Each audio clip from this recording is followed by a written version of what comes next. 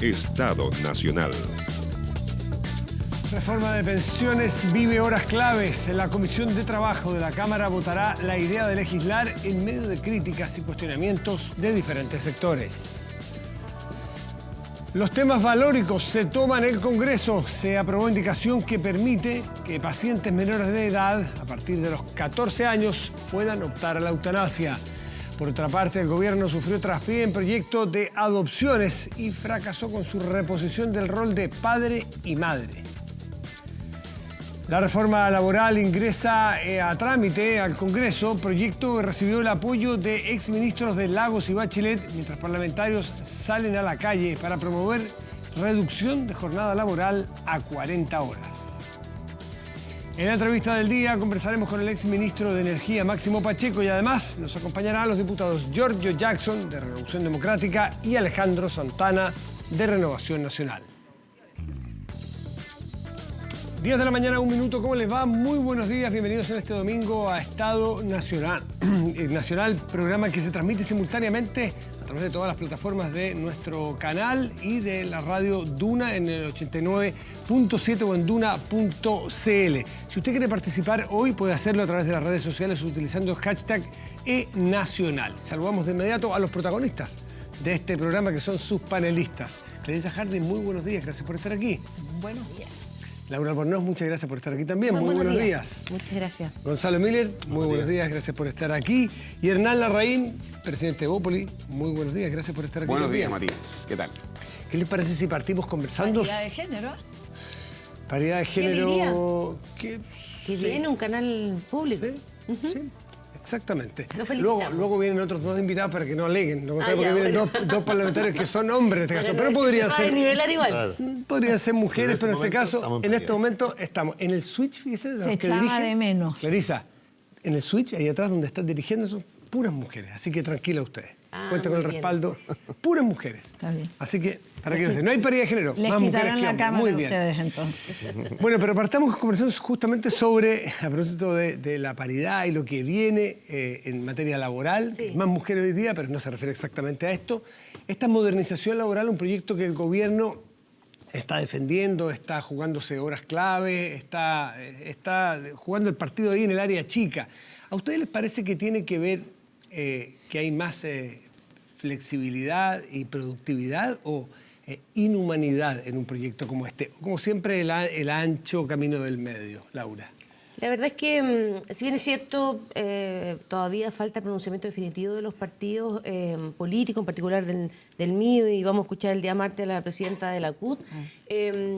Yo tiendo a pensar que todos estos proyectos que suponen dar algo a cambio de otro, tener menos días por más horas de trabajo, menos días de trabajo por más horas durante cierta jornada, más vacaciones por más hora extra o más vacaciones por trabajo desde la casa, pensando particularmente en las mujeres, que es el sector que queremos profundizar su participación en el mercado laboral, me parece un tanto ilusorio.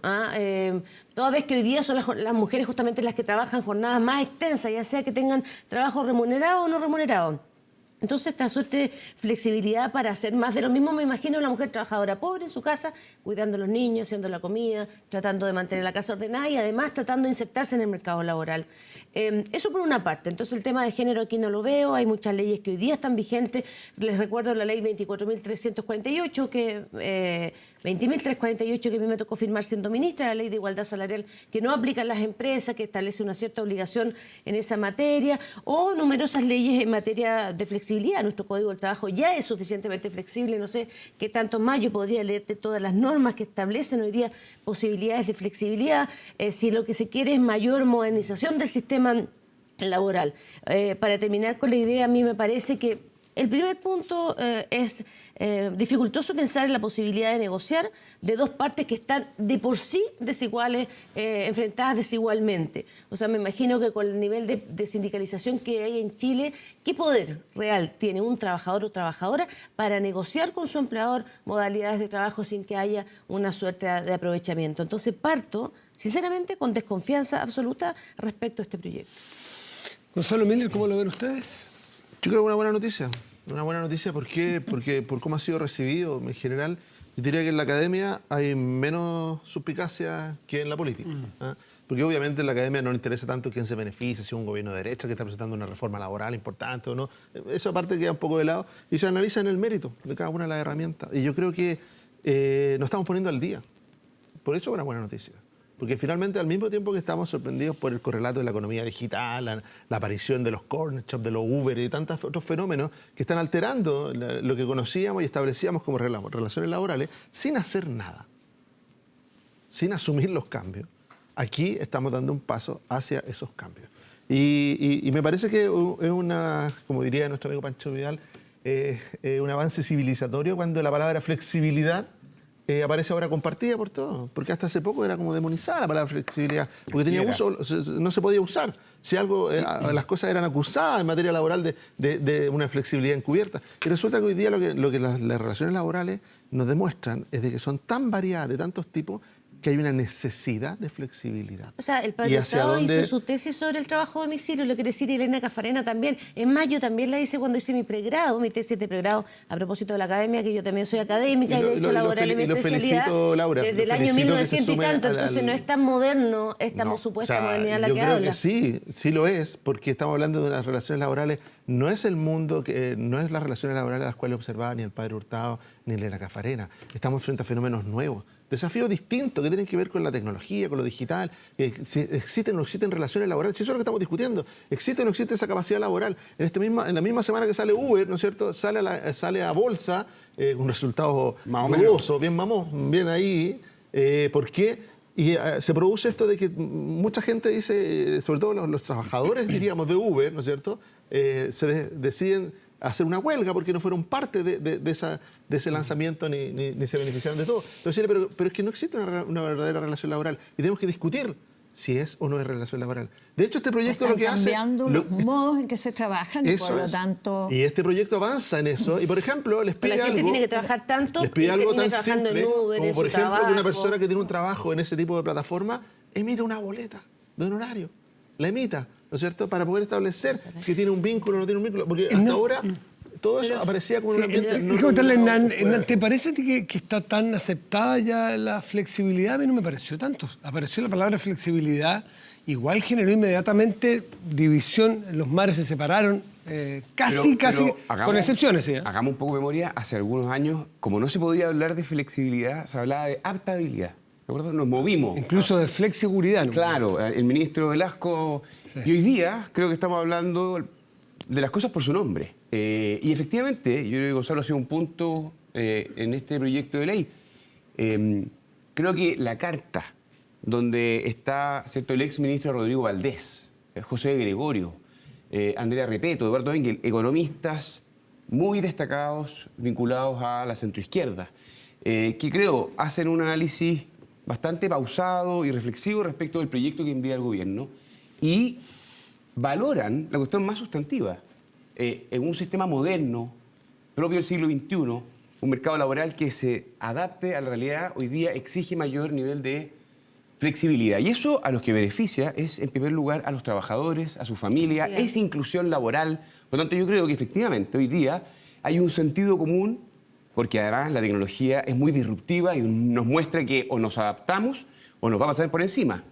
Por lo tanto, yo sí veo que hoy día hay un clima mucho más abierto a discutir cómo generamos condiciones para que los trabajadores tengan mayores oportunidades para conciliar los distintos frentes de la vida. Los distintos trabajos. Clarisa, este proyecto tensionó bastante a la izquierda cuando uno tiene no solo a los 4 de académicos que nombran a Larraín, sino que tenemos a Foxley, Andrés Velasco, tenemos a todos los expertos que han ido a las comisiones presidenciales, los técnicos, señalando que esto no precariza, que esto genera mayor productividad. Entonces, a la izquierda la deja un poco offside en tener que manifestarse sobre el trabajo del siglo XXI. Pero voy a hacer uno sobre la forma. Esto cuando hablan de los académicos, a mí me parece un reconocimiento al rol de la academia y del mundo técnico el tener opiniones en materia política pública. Lo digo... Pero son técnicos y políticos. Rodrigo Valdés no es un técnico. No, con orientaciones políticas también, obviamente. No, yo no estoy descalificando, estoy diciendo por el contrario.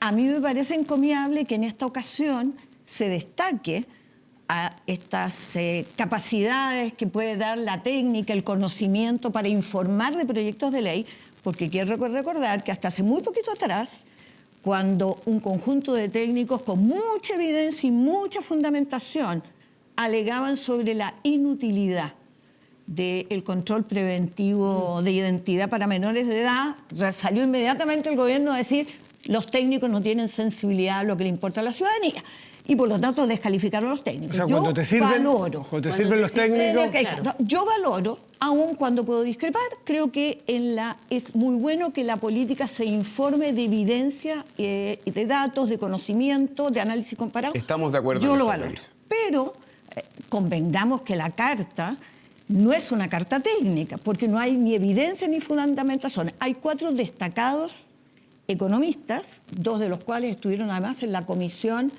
que trabajó ideas para Conocen este proyecto. el tema profundamente. Y entonces era evidente que iban a suscribir una carta apoyando esta iniciativa. Pero digamos que es una carta que hace un acto de fe, no es que argumente A favor por qué del razón. contenido del proyecto. Afirma de que es un buen proyecto y que va en la línea correcta. Hacen una declaración. Yo no la comparto. Los que pero critican también hacen declaración no, con acto voy de a- fe de que pero es malo. Voy a eso. Primero, efectivamente, la palabra puede generar suspicacia porque, convengamos, la experiencia práctica de vida de los trabajadores de los sindicatos es que cada vez que se hablaba de flexibilizar, el fantasma de la precarización estaba. Por lo tanto, es una palabra de difícil digestión por la historia que tiene. Pero vamos a convenir que con los enormes impactos que tiene en el mercado laboral, los cambios tecnológicos, todo lo que ustedes señalan, no abordar esto es absurdo. El tema no es ese. La diferencia entre los que miramos con, primero los titulares del proyecto, porque no conocemos el proyecto. Es decir, ¿por qué miramos con sospecha o suspicacia? No es porque no creamos que es necesario entrar a discutir cómo se adaptan las jornadas laborales o cómo se flexibilizan las jornadas laborales, sino cómo se convienen los pactos que permiten hacerlas. Y ese es el punto en discusión. Efectivamente hay un amplio acuerdo de que uno puede convenir, modificar, adecuar, adaptar jornadas con ciertos reparos, que obviamente los reparos son los que señalaba Laura. Es decir, cuando tú en 4 días, es decir, para que se entiendan los que nos escuchan, existe la posibilidad que con un banco de horas uno trabaje 4 días y deje libre 3. Ahora, convengamos que con el nivel de remuneraciones del país es altamente probable que se trabaje los 4 días en esa pega y se use el otro día para buscar la pega al lado. ¿Qué es lo que dirán? Fantástico. ¿Tienen la posibilidad, por lo tanto, de complementar? No, no es fantástico. Esto limita la capacidad para negociar salarios justos porque te obliga a buscar pololos. Es una de las dificultades. No te obliga. Pero el gran... Sí, pues si los si salarios son ¿Cuál tan es la bajos. diferencia de hoy día? No, por ¿Por qué te eso va a voy. obligar? Y eso, por eso digo, cuando tú lo pactas. No, porque lo que quiere decir que Cuando ese el pacto- espíritu de generar más espacios libres no son para descanso, que es lo que el espíritu Para supuestamente de la ley, mejorar sino calidad para de vida, no. complementar ingresos. Ese- Entonces, si tú- algunos Pero eso dirían, es ¿qué una libertad? decisión. Es una Pero decisión eso es libre. la libertad. Sí, pero ¿qué libertad es pero esa? ¿qué libertad tienes cuando tienes, primero, restricciones salariales que conocemos en el país? La mitad de los trabajadores gana tope 350.000, el 70% 500.000, la realidad evidente. Si en los pactos tú no equilibras que la empresa y los trabajadores pueden de manera con poder comparable negociar estas adecuaciones de jornada, Hernán. esto puede terminar siendo muy lesivo. Cuando tú lo dejas, Para como que- está planteado en el proyecto, en una negociación individual por trabajador, Claro. la verdad es que vas a perder en Hernán este Lorey. cuadro. Estimada Clarisa. Y de hecho, la OIT, yo por eso termino, hay un informe de la OIT que dice, la discusión hoy en día en Europa se trasladó de la flexibilidad a la discusión de generación de empleos, de calidad y protección social. Es el último informe de empleo 2018 que presentó la Hernán. OCDE Sí, en dos Francia, observaciones. Primero, precisamente estimada Clarisa. porque el desequilibrio está generando modelos de precarización nuevos. Sí. A ver, lo primero es valorar la primera reflexión que dice Clarisa, que es importante entrar en la discusión de este tema. Y es bueno porque a veces la idea de legislar, esto es el solo hecho de aprobar que se produzca en el Congreso el trámite legislativo, ha sido puesto en duda por sectores de la centroizquierda. Ha Recordemos... sido al revés cuando la centro derecha ha sido oposición. También pero negó la posibilidad de cuando legislar tuvo en mayoría, proyectos. Cuando tuvo mayoría, lo hizo como una cuestión simbólica, pero se sabía, Hizo lo a mismo, propósito de la tributaria... exactamente lo mismo. El punto es el siguiente. No lo mismo, porque pudo haber ocurrido en la armonización tributaria rechazar la idea de legislar y que el proyecto de ley del Congreso no se conversara. Y vamos a ver qué pasa ahora con la reforma de pensiones. O sea, yo estoy de acuerdo con el primer principio de lo que establece Clarisa. Estos son temas importantes, la tributaria, la laboral, las pensiones, y por lo tanto, la idea de legislar, discutir la cuestión en el Congreso es una cuestión de responsabilidad política fundamental. Nos está pasando un gol, yo no dije eso. No, tú Dije dijiste que este tema había que si es discutirlo. necesario, es No, Y por lo posible tanto, que, avanzar obviamente, atendido lo y que aprobar la idea de pasa- legislar es de atendido sentido lo común. que Y estoy de pasa en acuerdo el contigo. mundo, Deje que la Hernán termine. modernización del Y estoy empleo. diciendo que el mismo criterio que aplica respecto de la reforma laboral es el que debe imperar para la tributaria, Eso para es las lo que tú pensiones. deseas, Esa eso es lo que tú esa es deseas. mi impresión, que No. el sentido común dice No, ese el es tu Congreso deseo. está para que se discutan los proyectos y no para rechazar la idea de discutirlo. Ya. Pero en fin, vamos a la cuestión al de punto. fondo. Creo que es muy legítimo el punto que hace y creo que el Congreso es el espacio donde tiene que abrirse precisamente esta discusión. Fórmulas el gobierno abre de distinta naturaleza para que las partes convengan distintas alternativas. Queremos proteger obviamente a los trabajadores, ese es un objetivo que también es parte del proyecto. Queremos que haya espacio con la familia, también es parte del proyecto. Entendemos de que hay nuevas modalidades de trabajo, plataformas digitales. Veamos y discutamos todos y en eso ¿Sabes el qué, gobierno Hernán? está muy abierto a escuchar Pero, qué Hernán, fórmulas yo no pueden traer entiendo- desde la centroizquierda, porque si estamos todos conscientes de que el mundo cambió y las lógicas del siglo XIX y el siglo XX no son suficientes y esos paradigmas para entender cómo nos tenemos que mover hacia el futuro, bueno, ya estamos partiendo de un consenso básico, que es que la rigidez laboral amenaza a los propios trabajadores. Mira, Hernán, y que buscando fórmulas donde el solo pacto quiero- cuide el equilibrio entre las partes es algo que va a permitir que los trabajadores Laura, tengan déjeme- más opciones. Veamos algunas reacciones que ha generado esta discusión.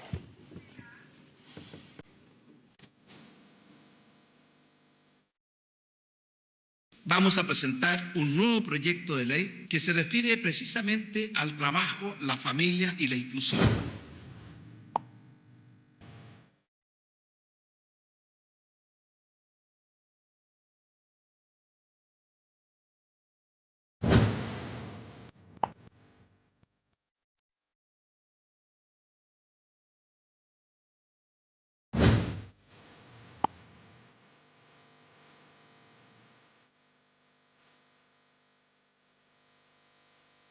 Si ese trabajador en vez de llegar a las 9 de la mañana llega a las 7:30, se va a morir 20 minutos la pega, 20 minutos la pega, y va a llegar a su casa por lo menos 1 hora y media antes porque no se va a ir a la hora del taco.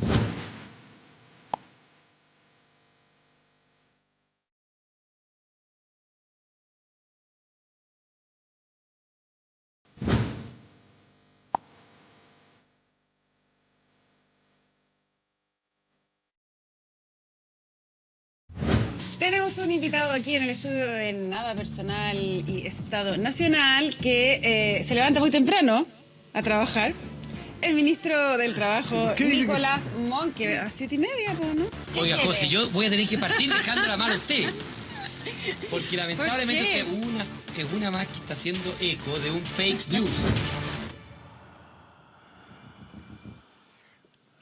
Ahí está, nos quedamos en la periferia. Probablemente el ministro Monker quiso decir, porque Clarice tiene razón, 7:30 es un horario peak. Es el peor, el horario pero el espíritu de lo que quiso decir el ministro es salir antes de que te entre el Y peak. él, Se equivocó en decir. sin duda alguna, una persona muy simpática, lo hemos visto bailar, cantar en los canales de televisión, hace todo lo posible por entusiasmar a los chilenos realmente en su proyecto y bueno, cada Nada uno más tiene que eso, su forma. nada Yo más no- que eso, un buen yo bailarín de yo matinales. yo no lo hacía, pero bueno, cada uno No, tiene su nada más estilo. que eso, es un buen bailarín de matinales. Además lo Ah, es hace que muy como bien, lo dice con tanto otro énfasis, aspecto. ya. Es un ministro Tú que alegre, habla, hay que valorar tú, Hernán, que habla sobre el diálogo que el gobierno quiere, la verdad que a mí me sorprende porque fue creado por la Ley 29.940 un Consejo Superior Laboral para discutir estos temas laborales cuando se planteaban reformas y él no fue convocado para hacer este anuncio. Tampoco lo fue las personas con discapacidad de conformidad a lo que establece el artículo 4 de la Convención sobre los Derechos de las Personas con Discapacidad. que tienen que ser consultados obligatoriamente respecto de cualquier educación en la materia. Entonces, cuando uno habla de diálogo, yo no sé realmente, no sé si la CUT hubo diálogo con la CUT previo al anuncio o no, y uno empieza a hablar de la flexibilidad, yo no tengo ningún problema, pero les quiero recordar, estimado amigo, que el artículo 10, número 3, el artículo 12, el artículo 22,2, el artículo 24, el artículo 32, el 38, el 39, el 40 y siguiente, y los artículos 375, 76, 77, 78, establecen normas sobre flexibilidad laboral, de jornada laboral en el Código del Trabajo. Entonces, la verdad es que si lo que queremos hacer es efectivamente aplicar mecanismos de flexibilidad, sería cosa que miráramos la norma que hoy día existe y la amoldáramos de manera tal de, en definitiva, permitir que efectivamente las personas tengan más tiempo para estar con su familia, sean más eficientes en el trabajo, haya un Chile más productivo y podamos efectivamente trabajar a gusto. Lo que yo observo es que, sinceramente, te lo digo en serio, Matías, y le quiero transmitir a la gente, yo lo que observo es que el gobierno efectivamente estaba carente de una agenda legislativa. Estaba carente, solo con la reforma tributaria. Es más, hace unos meses la gente se preguntaba, ¿en qué está el gobierno? ¿Cuál es la agenda? Y hoy día... De hecho, ustedes lograron meter el término de la sequía legislativa. De la sequía legislativa. Entonces, la verdad que veo que... Ahora los acusan de ser... Se improvisa un proyecto que tiene poco de diálogo, poco de trabajo con la oposición. Yo no soy negada, nosotros, de hecho, la democracia cristiana votamos a favor de la idea de legislar en materia tributaria. ¿Aquí también van a votar a favor? No, hay que conversar con la CUT, hay que conversar con el resto de los expertos. Andrea Repeto, una de las firmantes de la carta, va el miércoles a la Comisión de la Democracia Cristiana. Vamos a ver, pero a mí lo que sí me parece... Ella matizó, ella dijo que no se pronunció sobre el proyecto, la entrevistaron al día siguiente sobre el concepto. Sobre el espíritu. A ver, Gonzalo Miller no se refería a la jornada de 180 horas. Aquí el corazón del de la resto flexibilidad. y bueno, el resto del corazón del proyecto, en rigor, norma por ley lo que ya dictámenes del trabajo Gonzalo Miller. desde el año 2007 están aplicando. Y vamos a pasarle otro tema después de Gonzalo. Vamos a convencer al chileno que tenemos jornada flexible, entonces. Si No, algo no hay saben, flexibilidad. si algo saben los trabajadores chilenos es que no hay flexibilidad.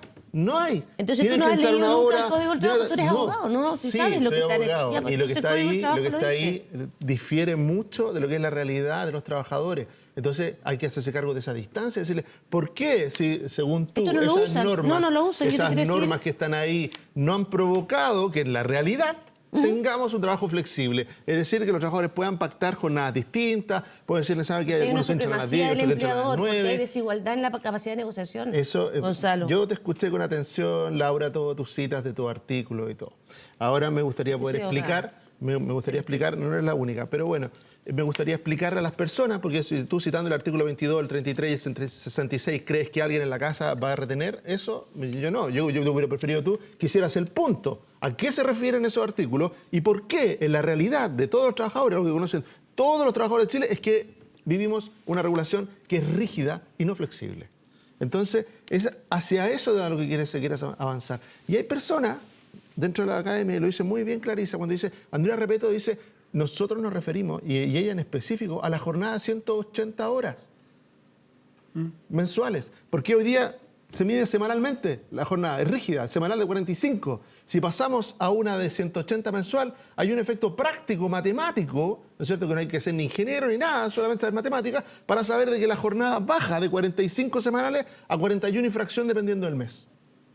Y eso no es una buena noticia. Eso no es algo que valga la pena apoyar, porque eso tiene efecto inmediato. ¿Por qué no lo conversaron antes con la CUT y con No, el si Consejo, el Consejo Superior dale Laboral? con la cantinela. Mira, no, se a ver, conversó. no me digas cantinela, mi opinión. Dale con la cantinela, porque, no le porque digas estás repitiendo lo mismo que dijiste recién. Lo que te estoy diciendo, Laura, lo que te estoy diciendo, Laura, es de que ahí está trabajo, sí se trabajó, hubo una comisión. 2 de las personas que firman esa carta participaron de esa misma comisión. Pero el gobierno anterior, también generó comisiones específicas para los trabajadores. Bueno, miren, pero me gustaría hacer A ver, un punto muy breve porque vamos a entrar al tema de las adopciones. Solo para decirle que en materia No, laboral... pues Clarisa, usted una sola bastante. cuestión, un solo punto. Sí. A propósito de la sequía legislativa. En materia laboral, el gobierno presentó un proyecto y se está discutiendo nuevo CENSE. Teletrabajo. Un nuevo estatuto para los estudiantes trabajadores. Sala cuna universal. O sea, el gobierno está y Más tiene cosas un que lo son. paquete y una visión integral para el mundo del trabajo. Se están discutiendo en el Congreso y, por lo tanto, caer en que el gobierno no tiene agenda, al contrario. Creo yo que tiene una agenda muy ambiciosa y esperemos que podamos trabajar juntos para sacarla adelante. Quiero recordarte que precisamente en el Estatuto Laboral de Jóvenes, gracias a una muy acuciosa labor de la oposición en el Congreso, se logró eliminar elementos de precarización que implicaba eso para el empleo joven.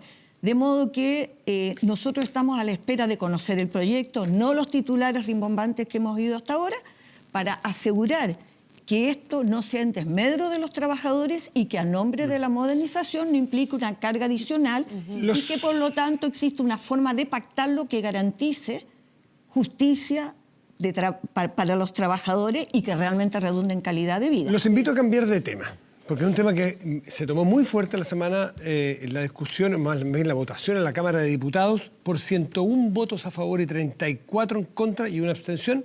La Cámara de Diputados aprobó cambios a la ley de adopción. Pero la noticia estuvo en que el gobierno le fue mal, le rechazaron justamente el capítulo que hablaba sobre este rol del padre y la madre, donde claramente había ahí un orden de prelación, había una prioridad para que una pareja heterosexual fuese sujeta de ser considerada familia adoptante. ¿En qué va a terminar eso, Laura? ¿Cuál es la posición de la democracia cristiana, que probablemente es el fiel de la balanza allí?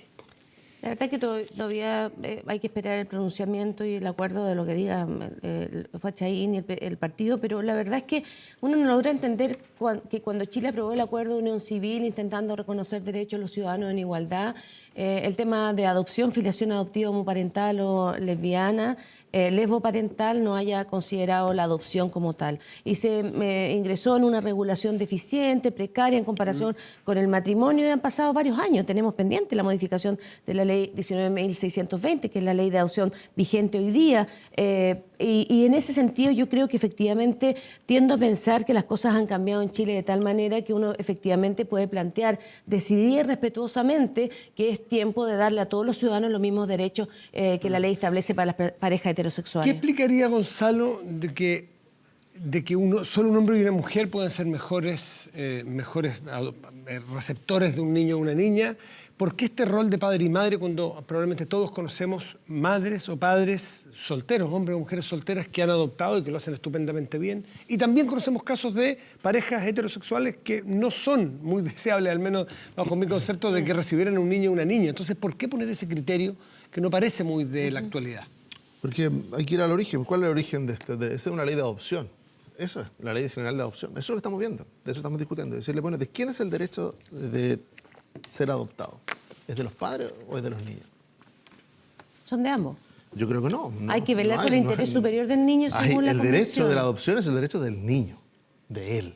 No es de los padres. Sí, también no hay un derecho del padre, no hay un derecho del padre. dice la Convención Interamericana de Derechos del Niño. No hay bueno, el niño es el que tiene derecho. A tener una familia. Ya, a tener una familia. Compuesta por padre, madre, o por dos madres, por dos padres. Bueno, o por un padre, estamos de acuerdo en alguien el derecho que lo del proteja niño. y lo quiera. Estamos de acuerdo en que el derecho del niño. Pensando en el Primer bienestar acuerdo. de los niños, que las Primer leyes acuerdo, de adopción tienen el primer ese acuerdo es que la ley propósito. establece que el derecho es del niño.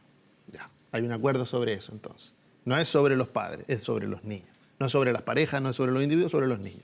Después, ¿existe la posibilidad de establecer que algo se prefiere por sobre otra cosa? Por ejemplo, que una pareja se prefiera por sobre una persona sola, individual.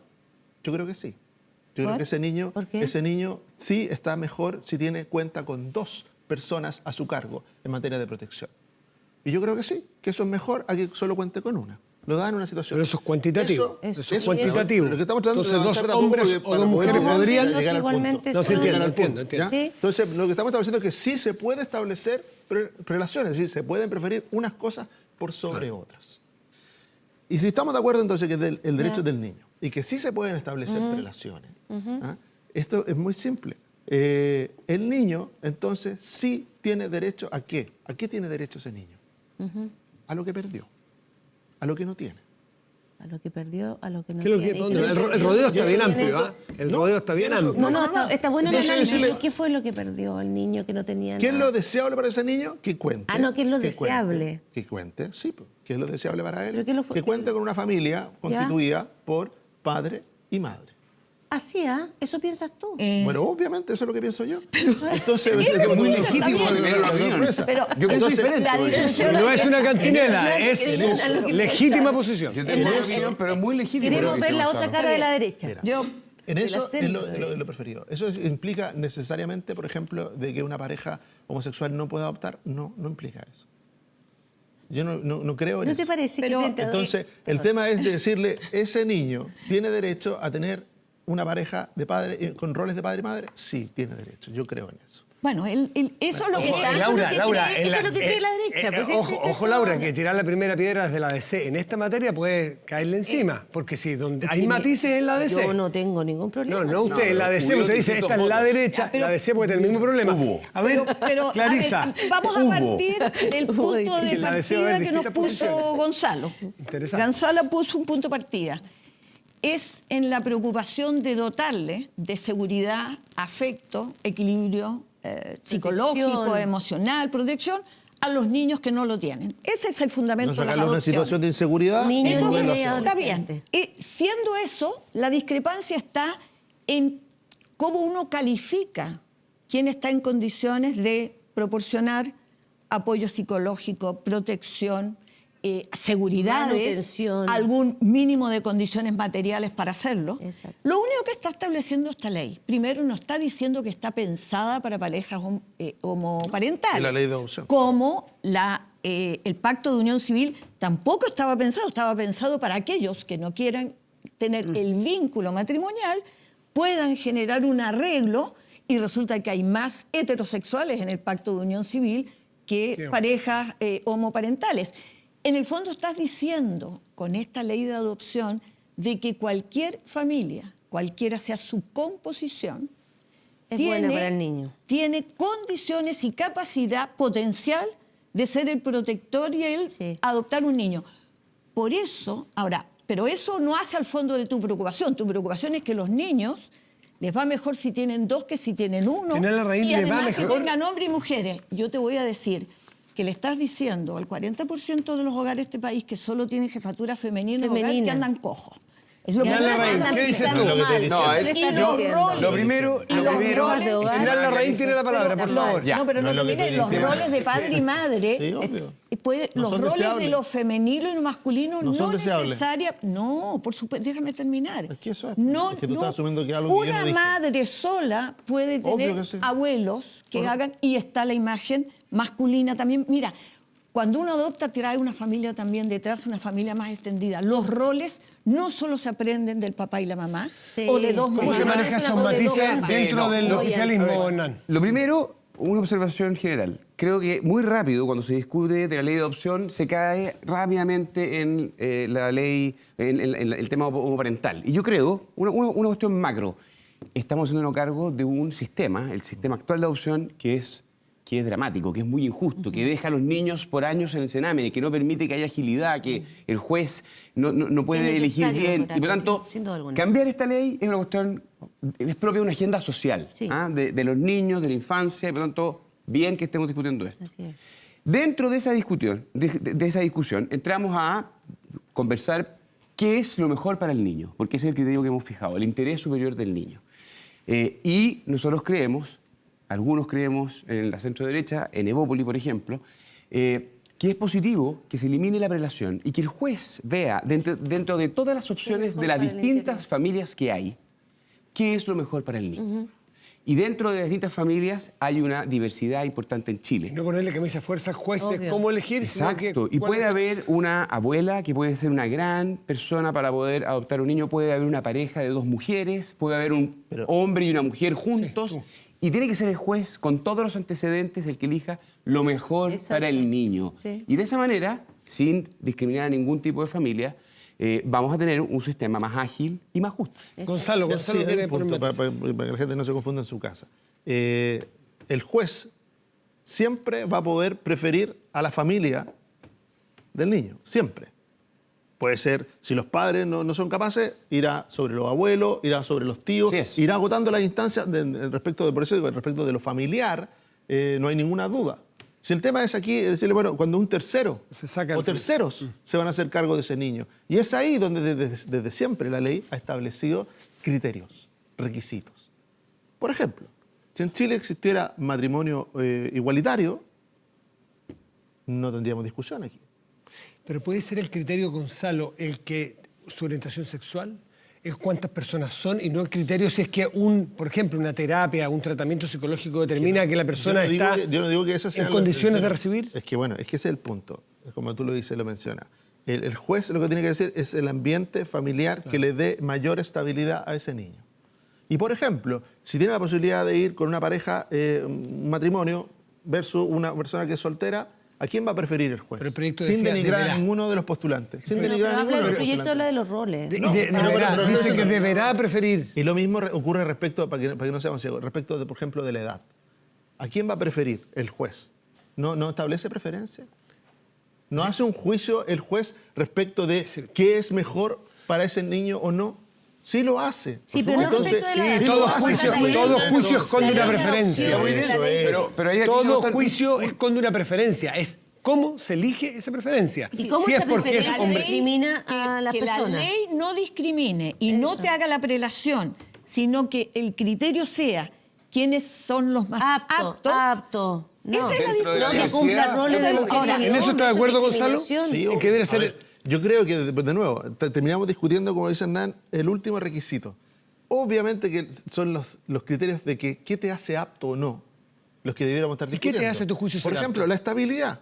Ya. Entonces Sí, alguien ya, podría decirle, perfecto. alguien le puede decirle, mira, claros. por Ya, vamos ejemplo, claro. que la pareja que va a adoptar tenga entre 5 y 10 años. Alguien una puede decir que relación de 5 es estabilidad. mucho, que 10 es muy poco. En ese caso, Gonzalo, Bueno, pero una te da pareja, una señal de una estabilidad. pareja, Sí, te da una una señal. pareja de Que dos tenga los personas. Tiene 5 años de vigencia Dame un segundo. la ley. Una pareja que son del mismo sexo, que llevan no. 10 años, ¿a tu juicio es preferible que una pareja heterosexual que lleva 6 meses casada? Claro, En mi opinión, claro, bajo la lógica respecto de Miles. del rol de padre y madre, no, pues no cumpliría con eso. Ah, entonces no solucionamos Entonces, problemas. no es el tema del tiempo, No, ni no la es el estabilidad. tiempo. que bueno, de nuevo, Matías, vuelve. ¿Es el único requisito del tiempo? No. Puede ser una No, pero una para pareja ti que lleva tiene- 10 sí, años. para ti puede ser no, una pareja para que lleva ti es 10 muy años. definitivo. Es muy definitorio el estoy de los roles estableciendo que hay paternos y criterios maternos. distintos Pero que que sí hay una permiten establecer un discusión. juicio. Yo respeto la posición. No, obvio de respetable. Qué todos interesante. Gonzalo, y me parece muy No, razonable, qué interesante, pero- perdón, volver a Gonzalo porque es el pivot sobre Gonzalo, porque es el que piensa distinto en esta mesa, por eso. Y por eso yo encuentro muy Dentro legítimo. de Ahora, absoluta ¿qué estamos tolerancia conversando y en el derecho. fondo? Que entendiendo que hay que cuidar el interés superior del niño, que esa es la Niña cuestión o clave. adolescente. Exacto.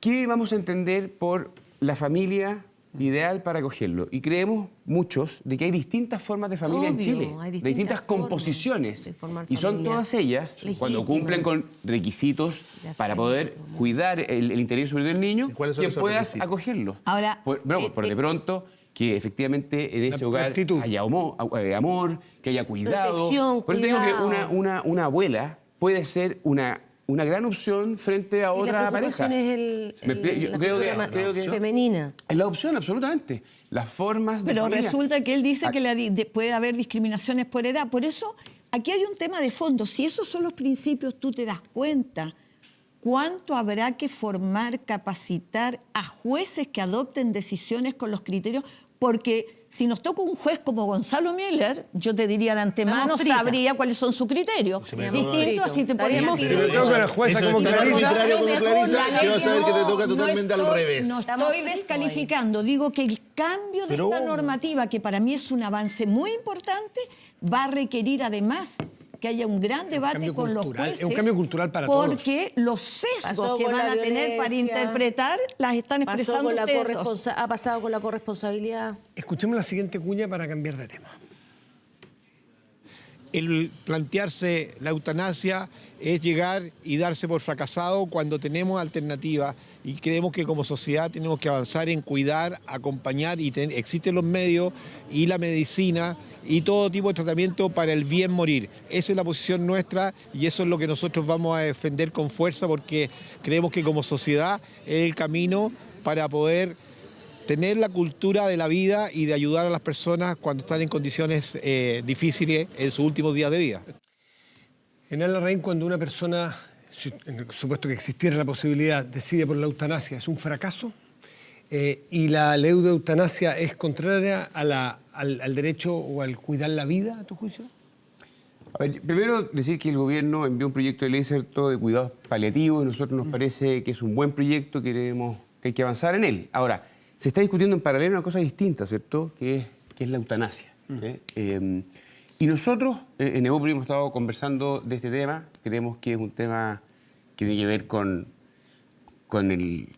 la vida, la dignidad, la muerte digna, con la familia, con situaciones muy excepcionales, cuando hay una enfermedad incurable o terminal, que creemos que debemos abordar. Este es un tema que hay que conversar en el Congreso. Nosotros queremos avanzar en este proyecto de ley. Creemos, eso sí, que hay condiciones bien restrictivas de cuándo se debe hacer. Y en principio creemos que tiene que ser siempre con conciencia, con autonomía. La persona debe expresar su voluntad. La ciencia médica no tener una solución para poder paliar ese dolor. Y como dije, que la enfermedad sea incurable. En esas circunstancias, y para mayores de 18 años, nosotros creemos que hay que avanzar en materia de eutanasia. La edad es interesante lo que dijiste, porque se aprueba la posibilidad por ahora que sean menores de edad a partir de los 14 años. Clarisa, ¿qué opinas? A ver, hay un artículo, una columna muy interesante de Miguel Cotou en el día de ayer. Es una columna contrastada. En la tercera de ayer. En la tercera de ayer. Muy notable porque hace una distinción que hace una discusión que tú dejaste fuera de la presentación. Él sostiene los cuidados paliativos no necesitan una ley, son inherentes a la responsabilidad de los sistemas de salud. El proveer las mejores condiciones para que los enfermos terminales tengan su desenlace de manera más digna. No es eso la discusión. La discusión de la eutanasia es la posibilidad que una persona que expresa el que quiere morir tenga asistencia médica para poder hacerlo. No porque sea un enfermo terminal, sino porque tiene una enfermedad insufrible, que es incurable y que le pronostica una terrible condición de vida. Allí cuando los cuidados paliativos son muy insuficientes. No llegan, claro. Por lo tanto, esta es una decisión totalmente distinta. Es decir, los cuidados paliativos debieran ser generalizados en el país, parte de los sistemas de salud. Aquí es una decisión única y exclusivamente centrada en la posibilidad autónoma, el derecho para que alguien conscientemente, libremente, informadamente, teniendo una enfermedad muy acotada a las condiciones, es decir, enfermedades incurables, insufribles, pueda decidir no querer tener una vida insoportable. ¿Usted está de acuerdo, panelista Gonzalo Miller? No, es que es importante aclararlo, porque no es... Pero yo hice la distinción. Pero por eso, lo que dice el ministro, él solamente está hablando, la mirada que tiene el gobierno, y también lo dijo el presidente en enero, ayudar a una muerte digna. No, acá estamos en esta. ¿Y por qué lo del 14 años en adelante? Acá está el caso, y esto tiene rostro, y tiene sufrimiento detrás, de Valentina, que tenía 14 años cuando le pidió, entonces estaba la presidenta Bachelet, que le ayudara a morir, que le permitieran.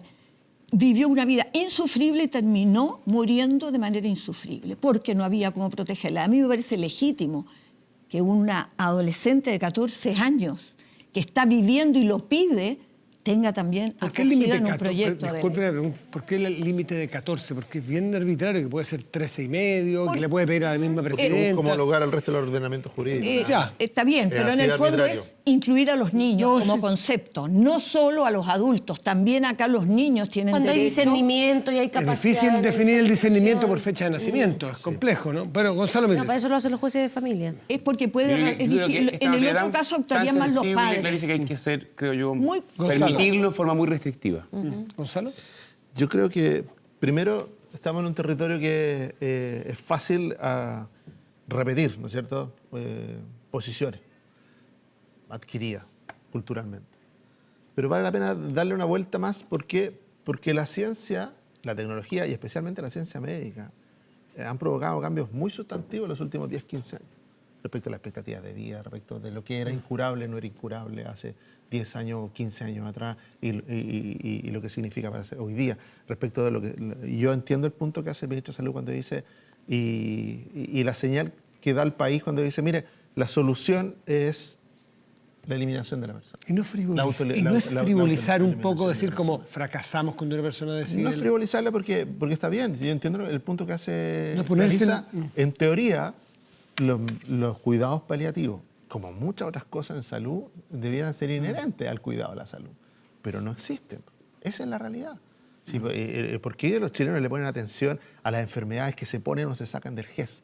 Se ponen, se van agregando. Porque eso significa que eso le da la oportunidad de que ser atendido o no ser atendido.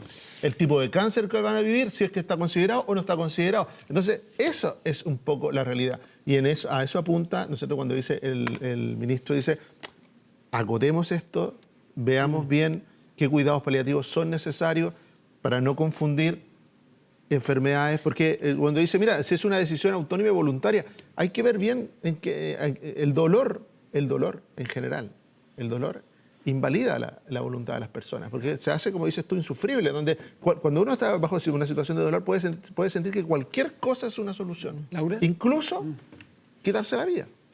¿Laura? Sí, yo creo que no hay que confundir lo que es el deber del sistema de salud, que a lo mejor no ha estado cumpliendo y que debe cumplir con los tratamientos paliativos, con efectivamente el derecho de esta, entre comillas, misericordia legal de que las personas puedan optar o no por terminar de sufrir.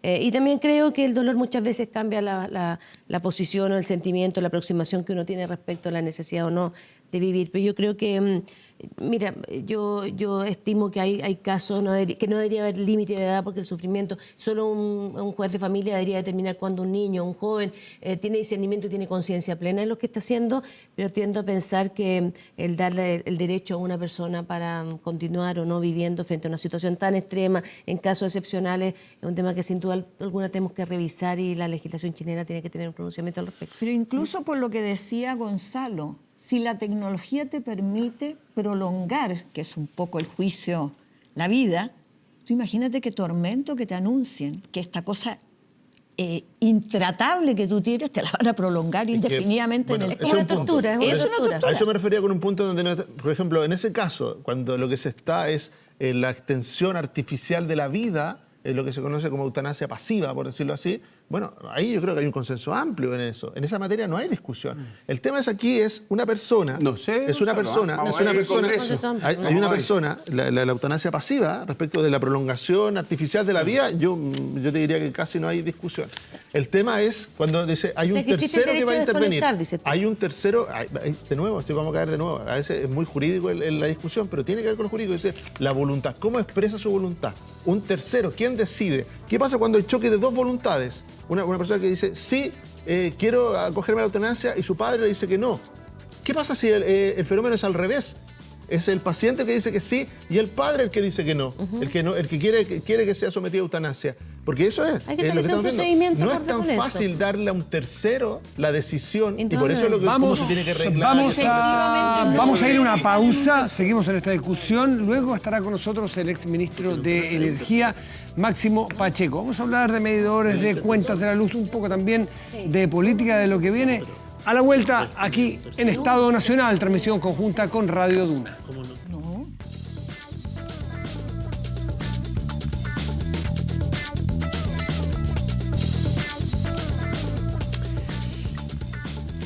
Estamos de vuelta en Estado Nacional, transmitido a través de todas las plataformas de Televisión Nacional y también de Radio Duna y Duna.cl. Quiero, antes de presentar a nuestro entrevistado, presentar a mi compañero Rodrigo Álvarez. Rodrigo, buenos días todavía. ¿Cómo te va? ¿Qué tal? Buen día. Buenos días. Y ahora sí, a nuestro entrevistado, el ex ministro de Energía, Máximo Pacheco. Máximo, gracias por estar aquí. Muy buenos días. Muy buenos días y muchas gracias a ustedes por esta invitación. Rodrigo. Máximo, quiero partir por algo contingente que va a pasar en un ratito más. Un par de diputados de la República van a ir a pedirle al gobierno que el presidente de la República haga uso de la ley eléctrica y subsidie el alza en las cuentas de la luz. Y ahora quiero contextualizar. ¿Cómo llegamos a esto, Máximo? ¿Cómo se puede explicar esto cuando hace un par de años, cuando usted era ministro, 2015, 2016, la oratoria era otra? Se hablaba de que soñemos con que ojalá nos vuelva a subir la cuenta de la luz o que van a bajar en el mediano y corto plazo. ¿Cuál es su explicación para esto? Para que ahora dos diputados pidan subsidio cuando la gente además mira la cuenta de la luz y dice, ¿por qué ahora sube 10%? Y se espera en julio otro aumento de 8%. Bueno, la explicación la dio el mismo gobierno. Este día lunes, por la radio, José Venegas, secretario ejecutivo de Comisión Nacional de Energía, dijo que el 80% de esta alza se debe al alza del dólar. En 60 y 80% dijo. 80% lo dijo a las 8 de la mañana del día lunes por la radio. Y luego agregó que el año pasado las cuentas de la luz habían bajado 10%. O sea, aquí hay un hecho indesmentible y tenemos que, como país, ser muy serios en este tema. Nosotros hicimos licitaciones eléctricas. La licitación eléctrica es entre la generadora y la distribuidora. La distribuidora es la que le lleva la luz a los hogares. Y esa luz la consigue la generadora a través de licitaciones. En el gobierno 1 de Piñera, las licitaciones se declaraban desiertas. El año 2013, la única licitación que se hizo fue a $129 el megawatt hora. Cambiamos la ley, una política pública exitosa, una política pública que la reconoce el mundo, Al Gore. Ahí hay un libro escrito, Revolución Energética en Chile, que nos coloca en primera plana en el Washington Post, en el New York Times, para mostrar que Chile es un caso exitoso. Y con esa política pública, los precios de las licitaciones fueron a $45 y luego a $35. También hubo un cambio universal en el precio y una caída enorme, indesmentible, que afecta a todo el mundo en las energías renovables no convencionales. Pero déjame decir lo siguiente, Matías. Esta caída en los precios no es por la caída del precio del petróleo ni porque hubo más lluvia. Esto es porque nosotros hicimos una revolución energética que transformó la matriz energética de Chile. Cuando yo llegué al cargo de ministro, el 6% de la energía era eólica y solar. Y cuando terminó el gobierno de Bachelet, era 20%. ¿Cuánto costaba el megawatt cuando usted entró en Cuando solar, yo entré, y cuando salió era usted? $129 el megawatt hora.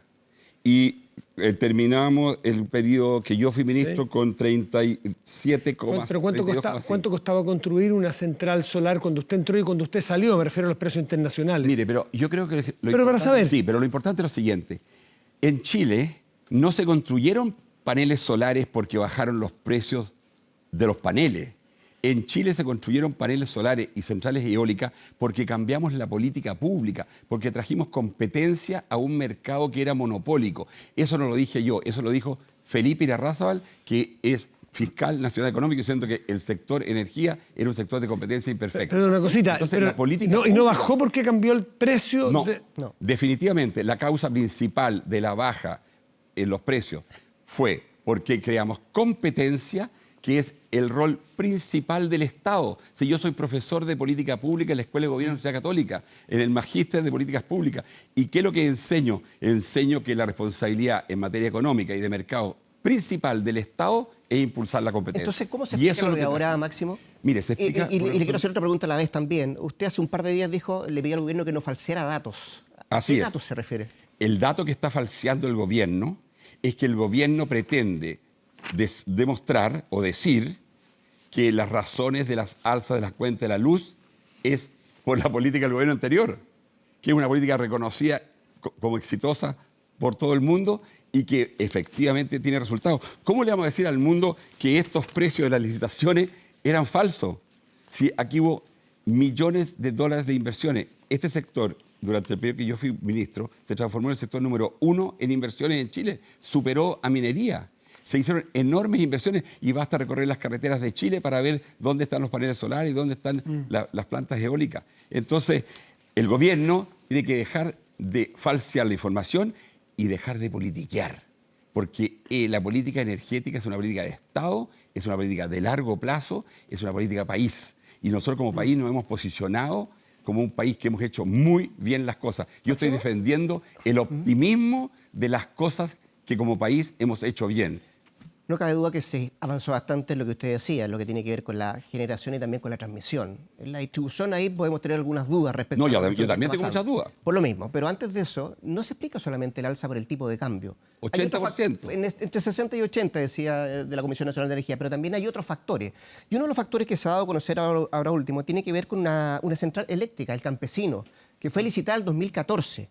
No, esa licitación se llamó el 2013, ¿sí?, en el gobierno Piñera.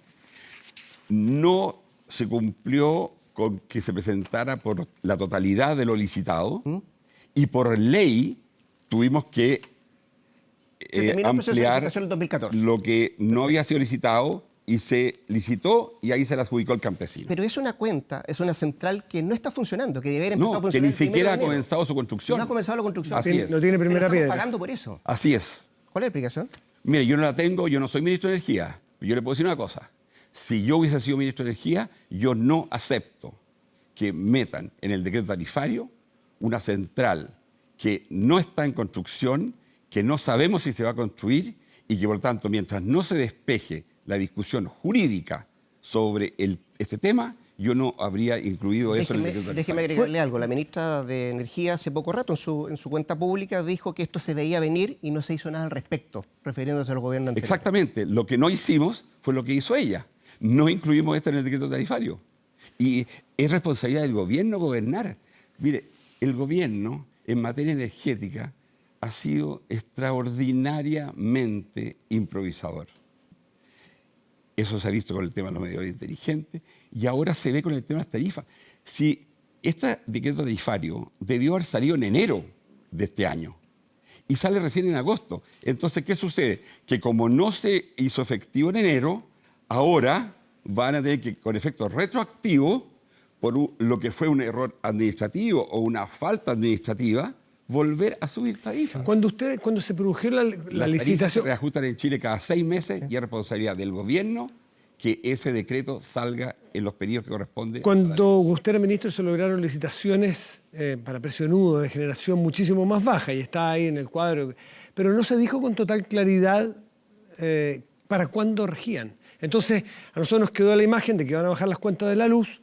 El 2000, me parece 2016 venían las licitaciones fueron las del 14, 15, 16. 2017. Claro, pero no dijeron que las bajas de la luz a la gente de las casas le venía el 2022 a lo mejor. Lo dije con todas sus letras. Entonces ahora este 10,5% la gente con se puede todas sus sentir letras. engañada. Yo dije con todas sus letras que en Chile los contratos eléctricos se firman a 20 años.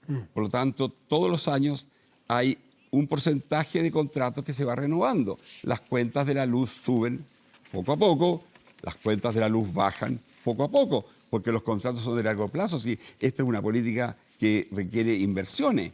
Entonces, la verdad es que lo que dijimos fue, va a comenzar a bajar la luz. Y de hecho, el año 2018 bajó.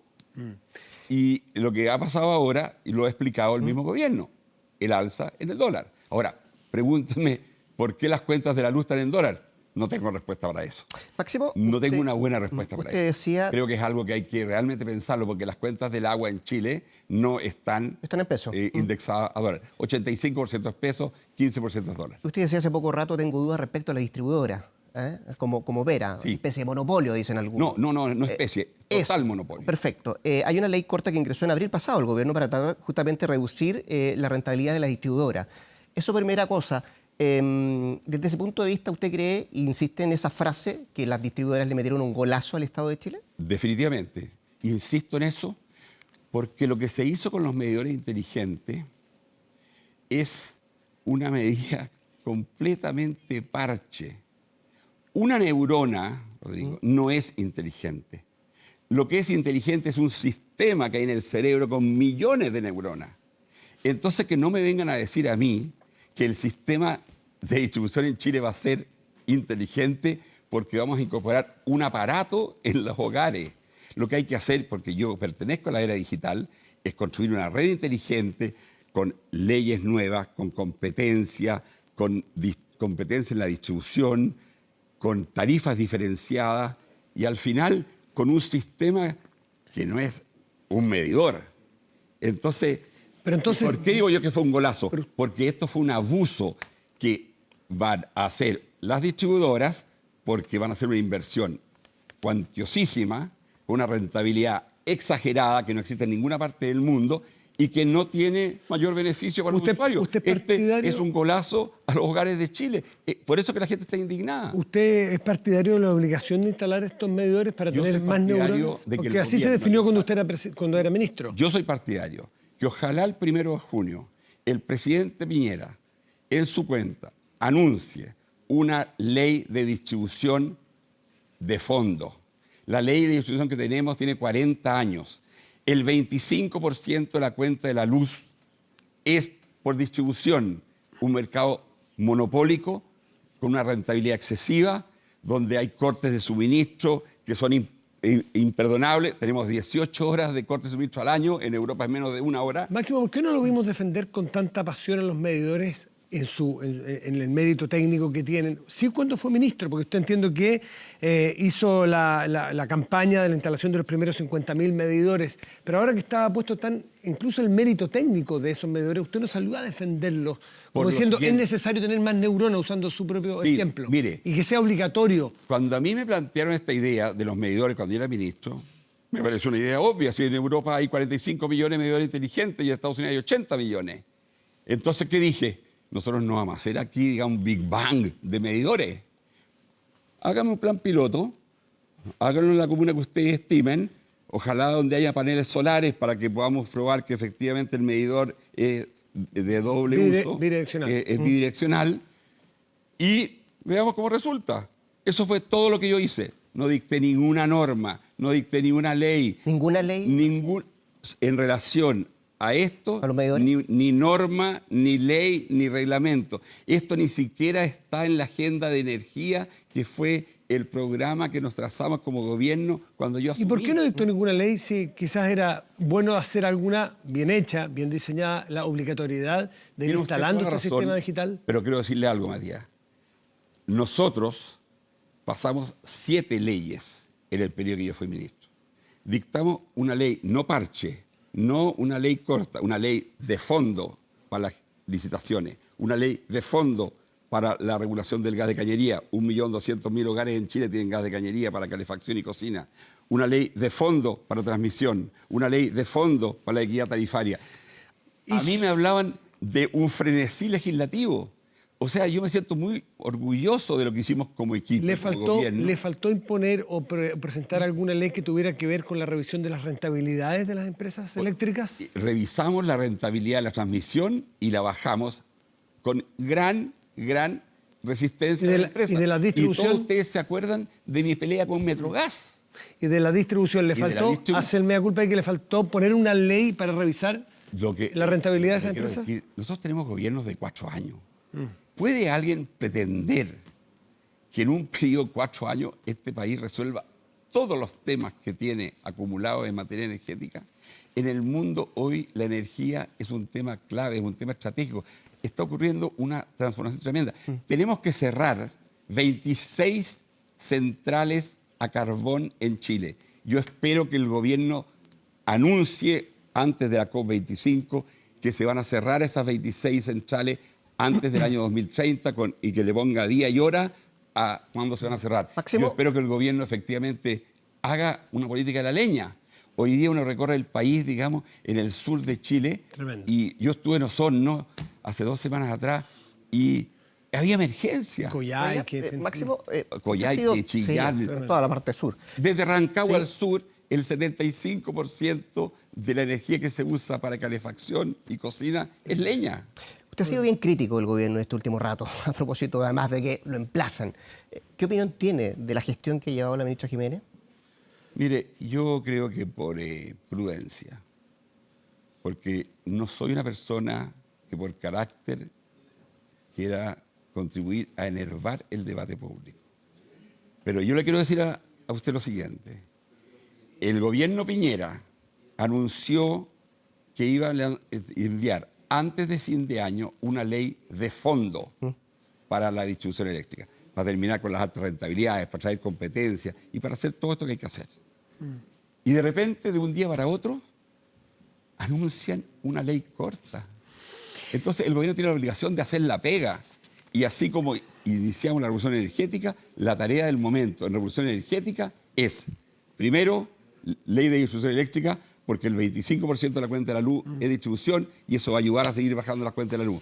Descarbonizar la matriz, cerrar las centrales a carbón, resolver el tema leña y enfrentar el tema de la eficiencia. Máximo, de los minutos que nos quedan me gustaría pasarlo a otros No temas. más leyes cortas. Usted que representa un, si se quiere, un militante del Partido Socialista, incluso aspira a una candidatura eventualmente. Eso lo dice la prensa.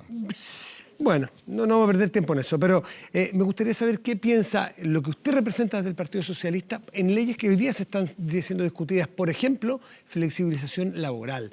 Por ejemplo, en materias tributarias. ¿Cuál es su forma de ver esas leyes que hoy día se conversan? Mire, le agradezco la pregunta porque llevamos discutiendo sobre flexibilidad laboral 15 años, por lo menos. ¿Es bueno eso?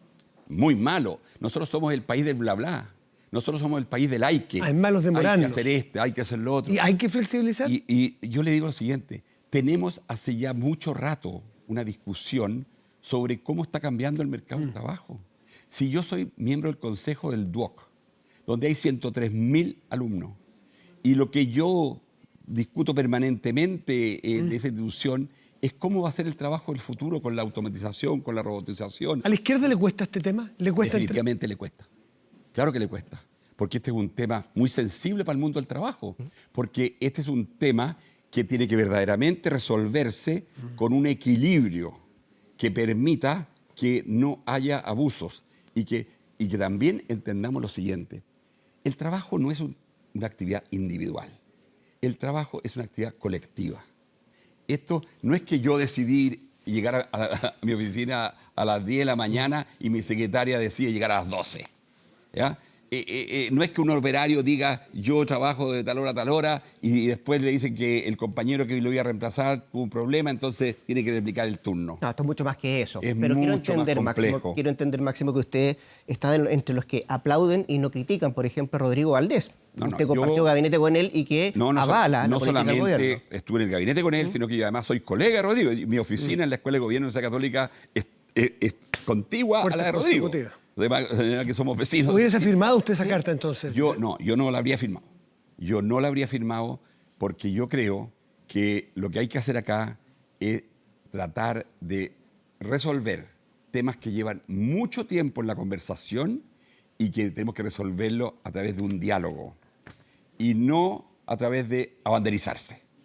Yo prefiero contribuir con mis capacidades, con mi inteligencia, con mi actitud, a construir un acuerdo que realmente enfrente el tema de que en Chile se respete el trabajo y que en Chile reconozcamos cómo va a ser el trabajo del futuro.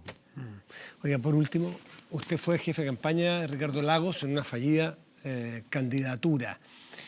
No sabemos qué es lo que hubiera pasado si hubiera seguido Ricardo Lagos, o sea, un contrafactual imposible de probar, pero fue un error estratégico y tiene que ver con la falta de liderazgo que se ven en la centroizquierda y en su partido, fundamentalmente, el haber hecho esa opción de no ejercer liderazgo y discutir liderazgos políticos. Bueno, la verdad es que las transformaciones que están ocurriendo en el mundo son de tal profundidad que a nosotros nos cuesta entender el mundo en que vivimos. Y por lo mismo nos cuesta construir propuestas para el mundo del futuro. Y también cuesta construir esos liderazgos. Pero yo le voy a decir algo. Pero la oposición le está costando más que al oficialismo, aparentemente. No, yo creo que este es un problema universal. Este es un problema que está en el mundo. Yo soy una persona que estoy siendo invitado a inaugurar años académicos toda la semana. Esta semana voy a Talcahuano, a reunir con líderes jóvenes. El martes, el miércoles estoy en Valparaíso, inaugurando el año académico de la Universidad de Valparaíso. ¿Y qué es lo que yo sé? Lo que yo sé es que el país está muy despolitizado, pero el país está interesado en los asuntos públicos. Yo sé también que la clase política está en una discusión que le resulta irrelevante a la gente y que lo que tenemos que hacer rápidamente es conectar la conversación política con los temas que le interesan y preocupan a la gente. Máximo Pacheco, exministro de Energía, muchísimas gracias por estar en Muchas gracias a usted por la invitación y feliz de estar acá. Rodrigo, muchas gracias. Ok, buen día. Hacemos una pausa y volvemos a nuestro panel de conversación. El diputado Santana y el diputado Jackson se integran a la mesa. Siga con nosotros aquí en Estado Nacional, transmisión conjunta de TVN y Radio Duna.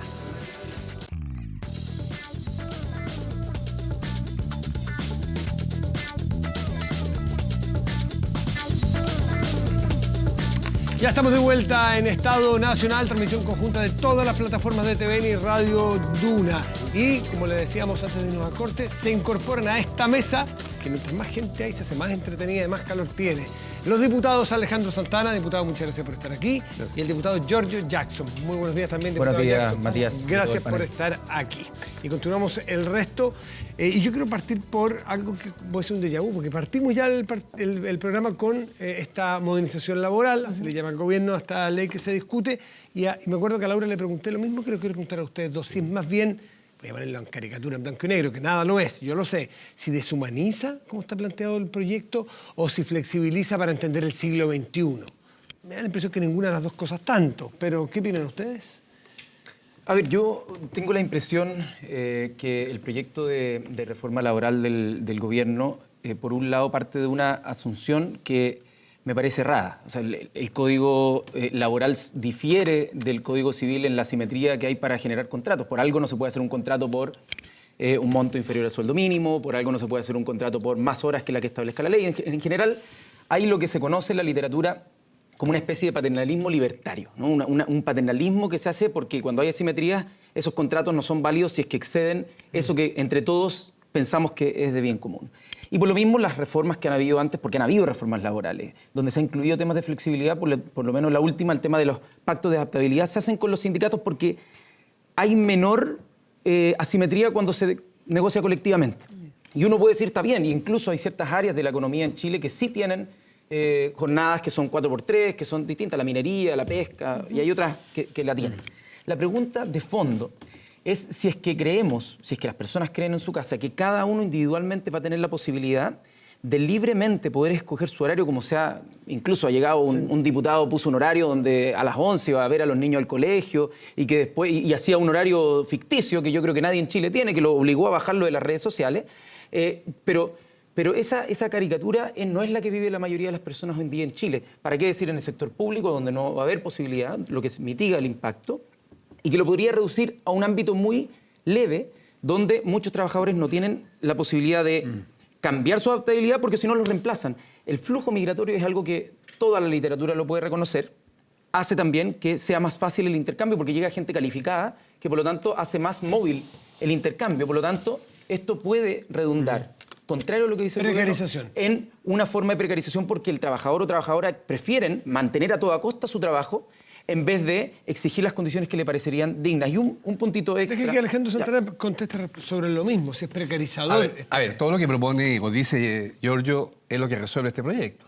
De un sistema rígido, un sistema flexible, un sistema que humaniza, un sistema que ve las distintas condiciones que tienen los trabajadores y que moderniza el sistema laboral en función a los tiempos, a los nuevos tiempos.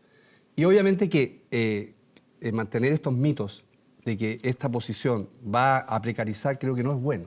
Yo creo que nosotros tenemos que instalar un debate en el cual el trabajador, que en definitiva es el incumbente, sienta que hay una ley que los va a proteger y que le va a dar todas las posibilidades de también tener relaciones humanas, familiares, que permitan que la productividad de su trabajo, como también la productividad de su empleador, vaya mejorando. Y yo creo que esto, llevarlo solamente al debate de la sindicalización es un error. No olvidemos que no más del 10% de las pequeñas y medianas empresas tienen sindicatos. Yo creo que aquí el trato y la mejor relación laboral pasa por tener acuerdos individuales. Sin embargo, el proyecto de ley también establece que esto se puede ver a través de la sindicalización o se puede ver a través de las mayorías dentro de las distintas empresas. Es una propuesta del gobierno que sin duda humaniza, ¿ya? Es una propuesta del gobierno que incluye, que innova y que resuelve los tiempos y que resuelve, digamos, la forma de trabajo en el tiempo actual. Sí, yo me quedo con una duda porque al final como que estamos hablando de dos cosas distintas entonces, porque por una parte se dice que lo que hay aquí es desigualdad y precarización por el poder de negociación que tienen realmente las personas, justamente por lo que dice el diputado, porque no hay sindicalización, hay menos poder de negociación y las personas se van a sentir presionadas frente a la situación laboral que hoy día vive en Chile con una fuerza de migrantes. Entonces, al parecer estamos hablando de dos cosas distintas, no nos logramos conectar. Yo creo que justamente la pregunta es, particularmente al diputado de Renovación Nacional, es justamente si no deberíamos, para que humanizara efectivamente este proyecto, no tendría que tener aparejadas otras medidas, como por ejemplo poner el punto, el foco en la mayor sindicalización para que esta negociación fuera efectivamente entre iguales poderes. Yo siento que los mejores acuerdos laborales no se dan necesariamente cuando las empresas están sindicalizadas. Los mejores acuerdos laborales se dan en el trato de la relación bilateral entre el trabajador y el empleador. Y esta reforma laboral tiene tres ejes que son súper bien definidos, como lo es la jornada laboral flexible, el tema de poder incorporar y poder incentivar el empleo en quienes hoy día están postergados. Y tercero, pensar en lo que son las nuevas formas de trabajo y principalmente se ha hablado del tema del teletrabajo, se ha hablado del tema de poder flexibilizar sí, principalmente una ley de teletrabajo. Sí, pero eso se tiene que asociar principalmente a una modernización laboral y donde estas leyes tengan un complemento que es la realidad de los tiempos modernos. Y es ahí donde creo que está focalizado el proyecto que propone el Ejecutivo. ¿Sabe? Yo quería hacer una pregunta porque quiero haber entendido mal, pero el diputado Jackson, entre medio de la discusión de flexibilización laboral y podemos discutir sobre los desequilibrios, ¿no es cierto?, en el acuerdo de voluntades, tiró la migración como al medio de la conversación y la asoció a que la migración era un fenómeno que estaba produciendo...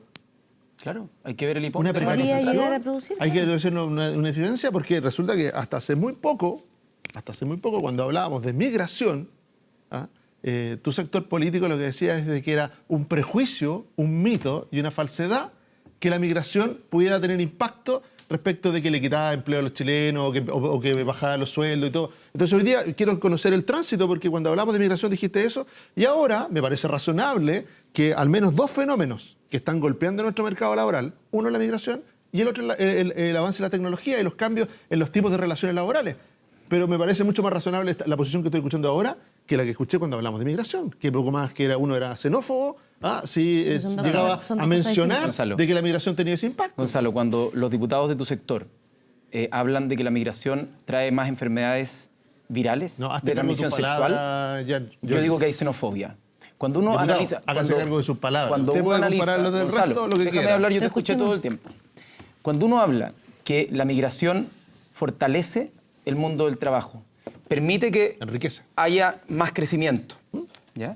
Y que también, al mismo tiempo, lo que genera es que viene gente más capacitada que la que hay en Chile. Y eso, todas las cifras dicen que la población migrante tiene mayor nivel de años de educación que la población chilena en promedio. Sobre todo en el por lo tanto, venezolano. El tipo por lo tanto, depende del país. Sí. Por lo tanto, en promedio, por eso lo estoy diciendo. País. Por lo tanto, cuando cualquier estudio de trabajo, lo he dicho antes, lo he dicho después en todas mis intervenciones, lo que genera es una presión en el mundo del trabajo, que lo confirma también los últimos informes del Banco Central, y por lo tanto hace de este proyecto, en este contexto, más posiblemente precarizador. No con las condiciones necesariamente actuales, que ya generan una presión, sino que este proyecto le añade más presión. ¿Por qué? Porque individualiza la negociación. Ahora, ¿y por qué creo los que acá migrantes nos van a ser más creo que nos vulnerables estamos, que los trabajadores creo que nos chilenos estamos respecto de eso? porque cuando alguien es migrante hay una curva en la que se tiene que ajustar a su empleo ideal. No sé, por ejemplo, viene un ingeniero en sistemas y parte trabajando como repartidor de delivery. Eso es lo que pasa actualmente. Y después va encajando hasta que tiene contactos, tiene una red y se logra encontrar con su profesión. En ese tránsito, la persona que es migrante llega a trabajar en lo que sea. Y por lo tanto está dispuesto con sus calificaciones a trabajar por un salario más bajo que el que le correspondería, por así decirlo, en precios de mercado. Eso genera una presión a la baja. Eso nadie nunca lo ha puesto en discusión. No quiere decir que con eso tengamos que pedirle tono de piel a la gente al momento de entrar, ni tampoco que tengamos que cerrar las fronteras. Tenemos que encontrar una forma que adecue nuestro mercado del trabajo con nuestras leyes laborales. Ahora, ¿qué es lo que pasa en otros países con el fenómeno de la automatización, que es otro fenómeno que apremia, con el fenómeno de la migración, por ejemplo, Alemania? ¿Cómo se ha logrado reconvertir a Alemania y no tener daño en el tema laboral? Porque tiene una tasa de sindicalización del 90%, en el cual, cuando vienen fenómenos de automatización, ¿qué es lo que hace la empresa?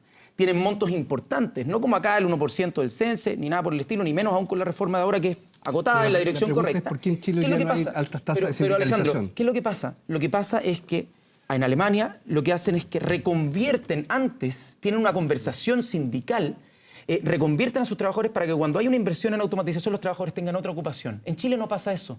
En Chile la fuerza laboral es más bien desechable y por lo tanto la relación uno a uno, yo traté de no caer en caricatura. Si hubiera querido entrar en caricatura llegaba con las declaraciones del ministro Monkeberg de que ahora los hijos van a llevar a sus papás al trabajo y después se van a ir al colegio, ¿no? A las 7:30 de la mañana. No voy a hacer eso.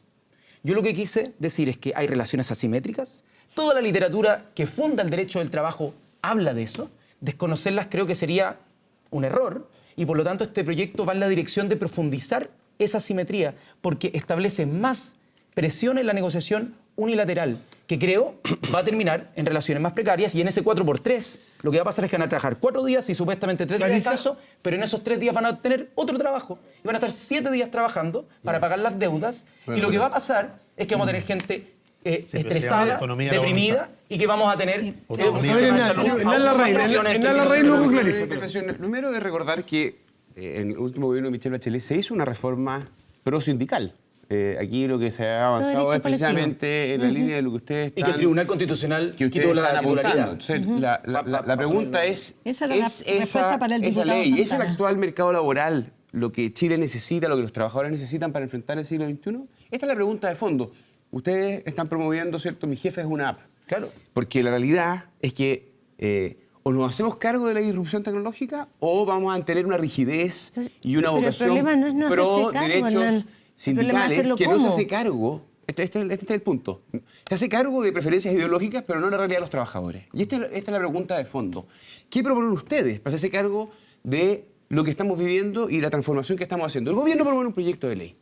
Hay distintos mecanismos. Que dicho sea de paso, discutamos los reconoce la relación laboral instrumentos. entre las Discutamos los aplicaciones. instrumentos, pero hagámonos cargo de que hay que hacer reformas. Yo le pregunto, diputado, ¿usted está de acuerdo en el fondo que el mercado laboral requiere adaptarse para asumir la nueva realidad, o usted cree que no hay que hacer cambios? No, por supuesto que sí. Y en parte, una de esas cosas tiene que ver con la capacitación, que para mí es la parte más fundamental. El gobierno está haciéndose cargo con un proyecto que mi impresión es que no tiene los niveles de ambición que requiere un proyecto de capacitación. Me parece que va en una línea correcta en el diagnóstico, que dice las empresas no supieron hacer con su dinero lo que debieron haber hecho para lo mejor de la empresa. O sea, eso se está modificando, introduce Giorgio, un rol por del eso Estado mucho más potente, y yo creo que eso es bueno. Ahora, con respecto al tema de las apps, que tú lo decías, el pensar que quienes trabajan como repartidores en bicicleta, ¿no?, trabajando 12 horas o 13 horas al día, y que sacan a veces menos que el sueldo mínimo en todo un mes de trabajo, ¿qué es lo que pasa? Pensar que ellos son socios de la empresa, a mí me parece que es un poco buscarle la séptima pata al gato. Nosotros lo que queremos hacer con un proyecto es no atarlo al Código del Trabajo, sino adecuar un estatuto específico con normas minimalistas para buscar, pero reconociendo que hay una relación de vínculo laboral, de dependencia. Es una forma flexible. Alejandro Santana, el diputado Yo lo que veo que en este debate nuevamente existen estas dos oposiciones. La obstructiva, que se niega a todo, y la que aporta. Pero Giorgio, sí es lo mismo. Tú votaste en contra de la idea de legislar la reforma tributaria, y yo te aseguro que vas a votar en contra también el tema de pensiones, y vas a votar en contra de la idea de legislar el tema de la reforma laboral. Bueno, entró por el Senado, pero cuando llegue a la Cámara de Diputados. ¿Va a votar en contra de todo? Pero vemos una parte, pero hay una parte de la oposición que sí quiere avanzar.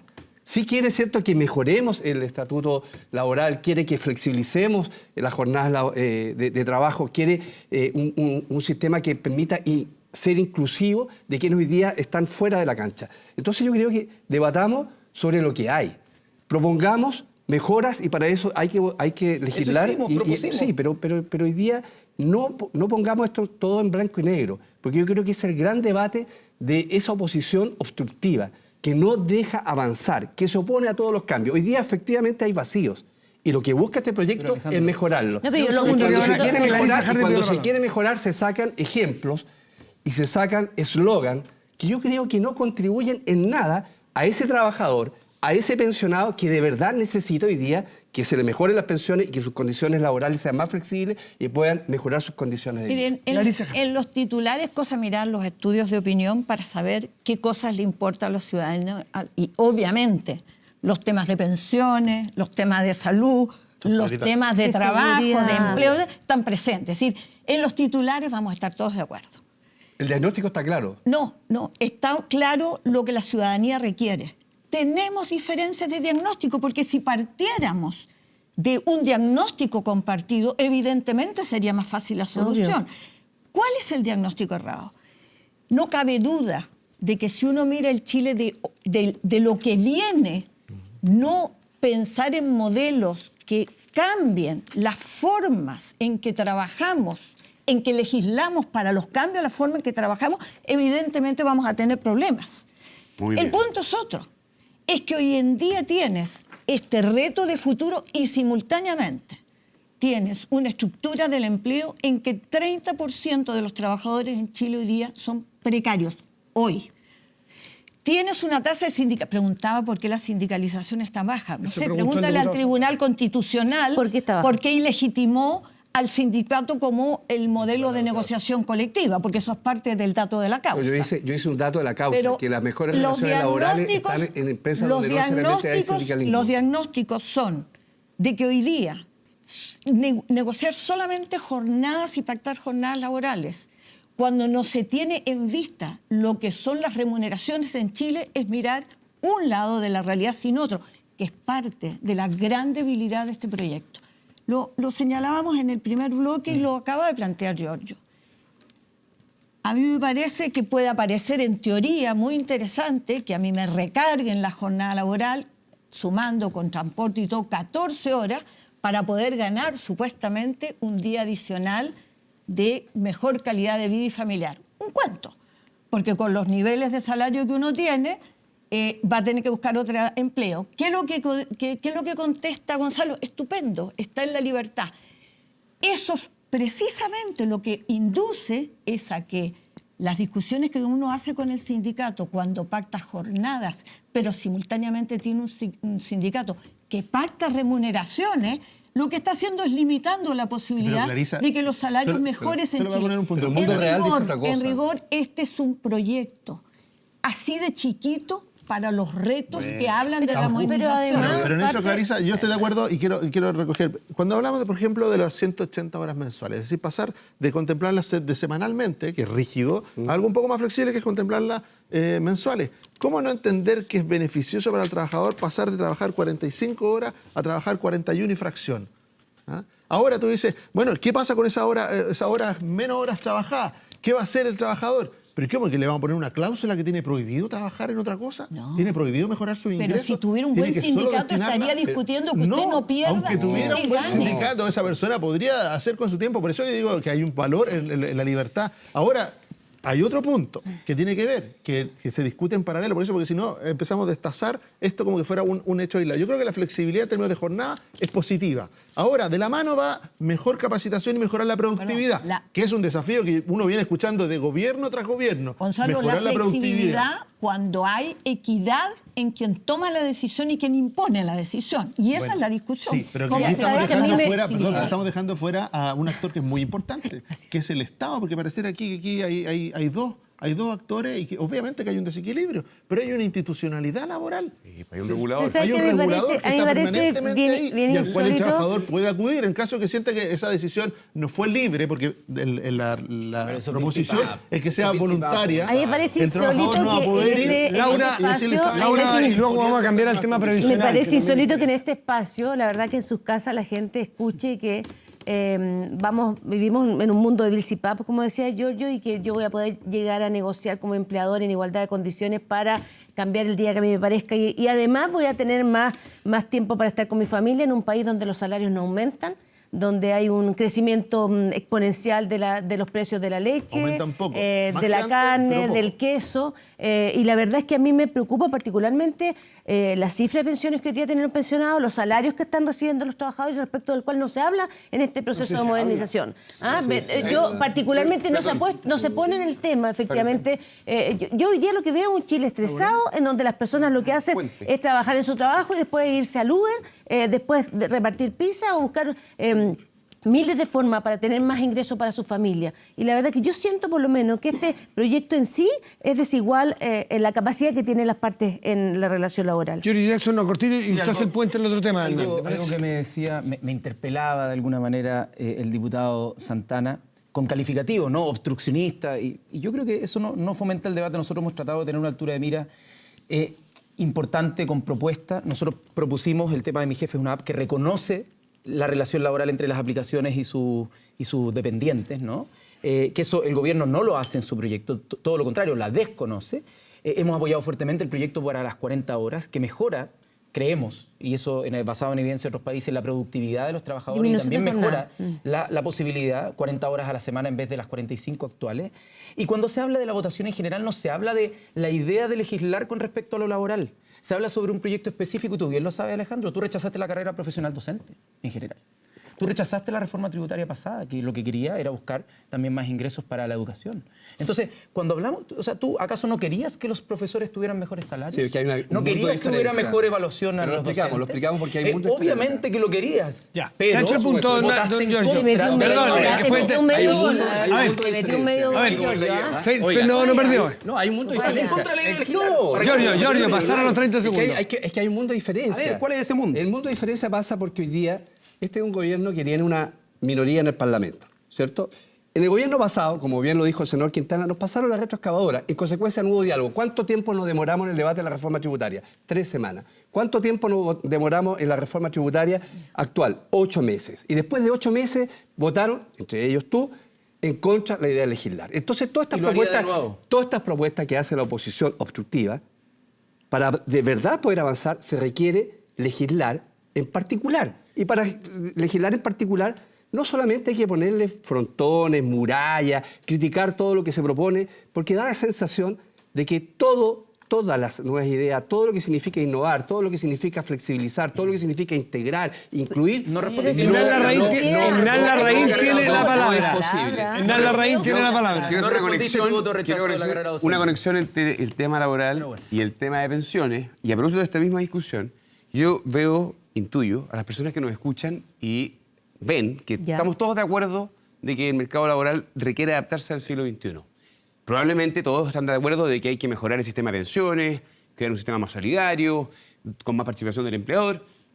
El sentido común indica de que los objetivos en pensiones y en laboral es una cuestión donde hay que avanzar. Luego, hay 2 proyectos de ley al frente y la discusión es sobre los instrumentos. Sí, pues. Y la pregunta entonces es, ¿por qué no discutirlos en el Congreso? Este miércoles. Eso se está haciendo. Este miércoles se va a votar la reforma de pensiones. El lunes, gracias, diputado. El día lunes, esta 5 de semana. la tarde. Y aquí está entonces la prueba súper simple de sentido común frente a la ciudadanía. Este proyecto de ley en materia de pensiones aumenta las pensiones, particularmente de clase media, mujeres, adultos mayores. Hay un aumento de un 4% donde el empleador se pone, Bueno. el Estado se pone también solidariamente. Bueno, ¿Vamos a avanzar el mismo o van a Mercurio rechazar dice que eso la no idea de sucede. discutir eso? El mismo Mercurio Esta es la dice cuestión. que esto no sucede. De acuerdo a los objetivos, diferencias los instrumentos, para eso está el Congreso. Es una pregunta, Giorgio Jackson. Es una pregunta, Giorgio Jackson. Le voy a hacer Laura, publicidad al doña Mercurio. Laura. El mismo Mercurio hace un análisis y justamente dice el fondo C desde un 12,4% en la década de los 90 a cómo se va a ir reduciendo periódicamente un 3,77% la mejora de las pensiones. La verdad que parece que este proyecto, respondiendo a tu pregunta, no lo observa tan positivamente como lo ve el gobierno, según los propios estudios. Y ¿sabes lo que me parece a mí, Hernán? Que sin perjuicio de coincidir contigo en la intención, de la cual no dudo, de la necesidad de dialogar, a mí me pasa que con proyectos tan importantes para el país, como el de pensiones, como el laboral, no haber tenido la capacidad de hacer una ronda previa con los partidos políticos para no tener esta disputa Pero si llevamos 6 meses. en el Congreso. No. El tema de pensiones, la reforma de No pensiones estoy lleva hablando de 6 la meses. reforma laboral de la que estábamos hablando y por la cual se entramparon en disputa entre los diputados recién.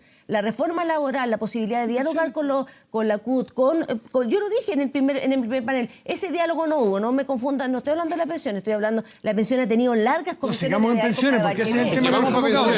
Estamos en pensiones. Y yo sigo una pregunta súper simple. ¿Cómo va a votar el diputado el lunes? Una cosa súper simple. No vota verdad que no vota en la comisión Pero de te voy a trabajo. decir Yo voto en la decisión, comisión de trabajo. Lo que hemos hecho, ¿Cómo vota? Voy a votar a favor, por supuesto. lo que hemos Oiga, analizado como Yo quiero hacerme cargo. pero yo una parte quiero quiero decir que Santana los Jackson fondos- Harvey. los fondos, Me mira, quiero Santana los Jackson 200 Harvey. Una expresión. Las 204.000 millones de dólares que tiene hoy día los fondos de pensiones, 25% de ellos es aporte, 75% es rentabilidad. Entonces, todo este debate que se va a instalar, estamos en el tema pensiones, hoy día, también es ideológico, pero es ideológico desde el punto de vista nuevo, vuelvo a diferenciar a lo que es obstructivo y a lo que es Ya, aportante. caray, está. Entonces,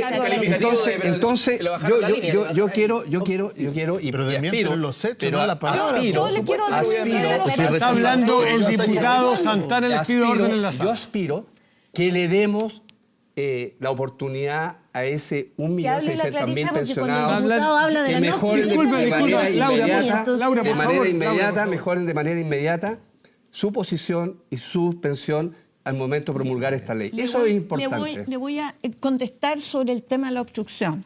La primera respuesta que dio la oposición, es decir, si se trata de legislar para los más necesitados y para la urgencia, y en eso nosotros dijimos unánimemente.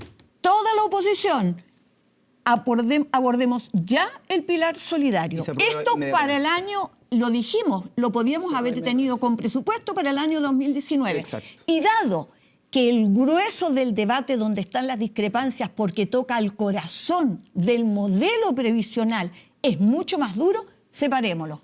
Eso no se llama obstrucción. Lo mismo no, hicieron hay que en el tema de la decirle- reforma. Lo mismo hay hicieron en el tema de la reforma tributaria. Hay que Lo decirle- quiero separemos con dos elogios. Clarisa, está hecho el punto. Clarisa, está hecho. Clarisa, disculpe. Ordenémonos un poquitito. Clarisa, está hecho el punto para que dialoguemos. Gonzalo Miller. Sí, yo creo que más que decirme si es o no es obstruccionista, no es un tema de intención, es un tema de conducta. La única manera de desmentirlo es desmentirlo en los hechos. Pero O sea, si lo está cuando diciendo usted vota en contra de todo, eso se llama obstruccionismo. Porque ¿cómo va a Y ser cuando que el gobierno ninguna se parte llega del a gobierno... legislarlo inmediato, Sí, pero obstruye Clarisa, también. También el diálogo. ¿Por la qué no reforma dividió? tributaria Pero no fue entiendo- acogida. no entiendo La esa reforma forma de de razonar. pensiones, Giorgio, la viene reforma Giorgio. de pensiones va a ser votada favorablemente el día lunes. Yo no tengo ninguna duda de eso. Va a ser votada y va a haber un sector de la... ¿Y qué? ¿El oficialismo se va a Podríamos- dividir? No. El año ¿Qué se va a dividir? 2019 La oposición. podría haber habido un aumento Pero del pilar Clarisa, solidario y se Clarisa, negó el uno gobierno. no puede tomar lo Pero que le que gusta y lo dejar lo sepa, que que no lo le sepa gusta. la población. Pero que Así lo no entere hay la debate. gente, se Así no hay entere la debate. Solo- ciudadanía. Gonzalo Miller no ha podido Por eso, terminar. Yo entiendo que con más es más difícil. Gonzalo Miller, Yo todavía que no puedo termine. responder lo que Ya me responde. En el punto es ese. Hay una manera que es en los hechos. Se va a votar a favor de la reforma. ¿Por qué? Porque hay un sector de la oposición que dice, ¿sabe qué? Esta reforma más menos nos gusta, más menos cumple, más menos, porque lo que abre es Es la idea de necesaria, legislar. porque lo que hay hoy Es día no necesaria. sirve. Y va a votar a favor. Va a votar a favor la democracia cristiana, sin ninguna duda. Va a votar a favor. ¿Ah, sí? ¿Tú un eres sector representante amplio. de la democracia cristiana ahora, No, Gonzalo? pero no tengo ninguna duda. ¿Ah, sí? Es cosa de escuchar a la democracia cristiana. ¿Ah, sí? Giorgio Jackson tiene la La palabra. democracia cristiana ha aportado al debate. Ah, ya, lo bueno y lo malo en la oposición. Aportado el La debate. mejor forma de quebrarlo. aportado el No debate. cuentas conmigo. Me paro y No me voy, cuentas es conmigo para innecesario. eso. No, si yo estoy hablando sobre hechos reales. No cuentes conmigo para ese juego. Clarisa, La usted votación de la idea de legislar la Clarisa, reforma usted es tributaria. fundamental en esta mesa. No se paren ni se vayan. pero él dice- Giorgio Jackson, En la reforma diputado tributaria, Santana. los parlamentarios que votaron a favor de la idea de legislar fue la democracia cristiana. Eso, con hechos. Giorgio Jackson, por favor. ¿No?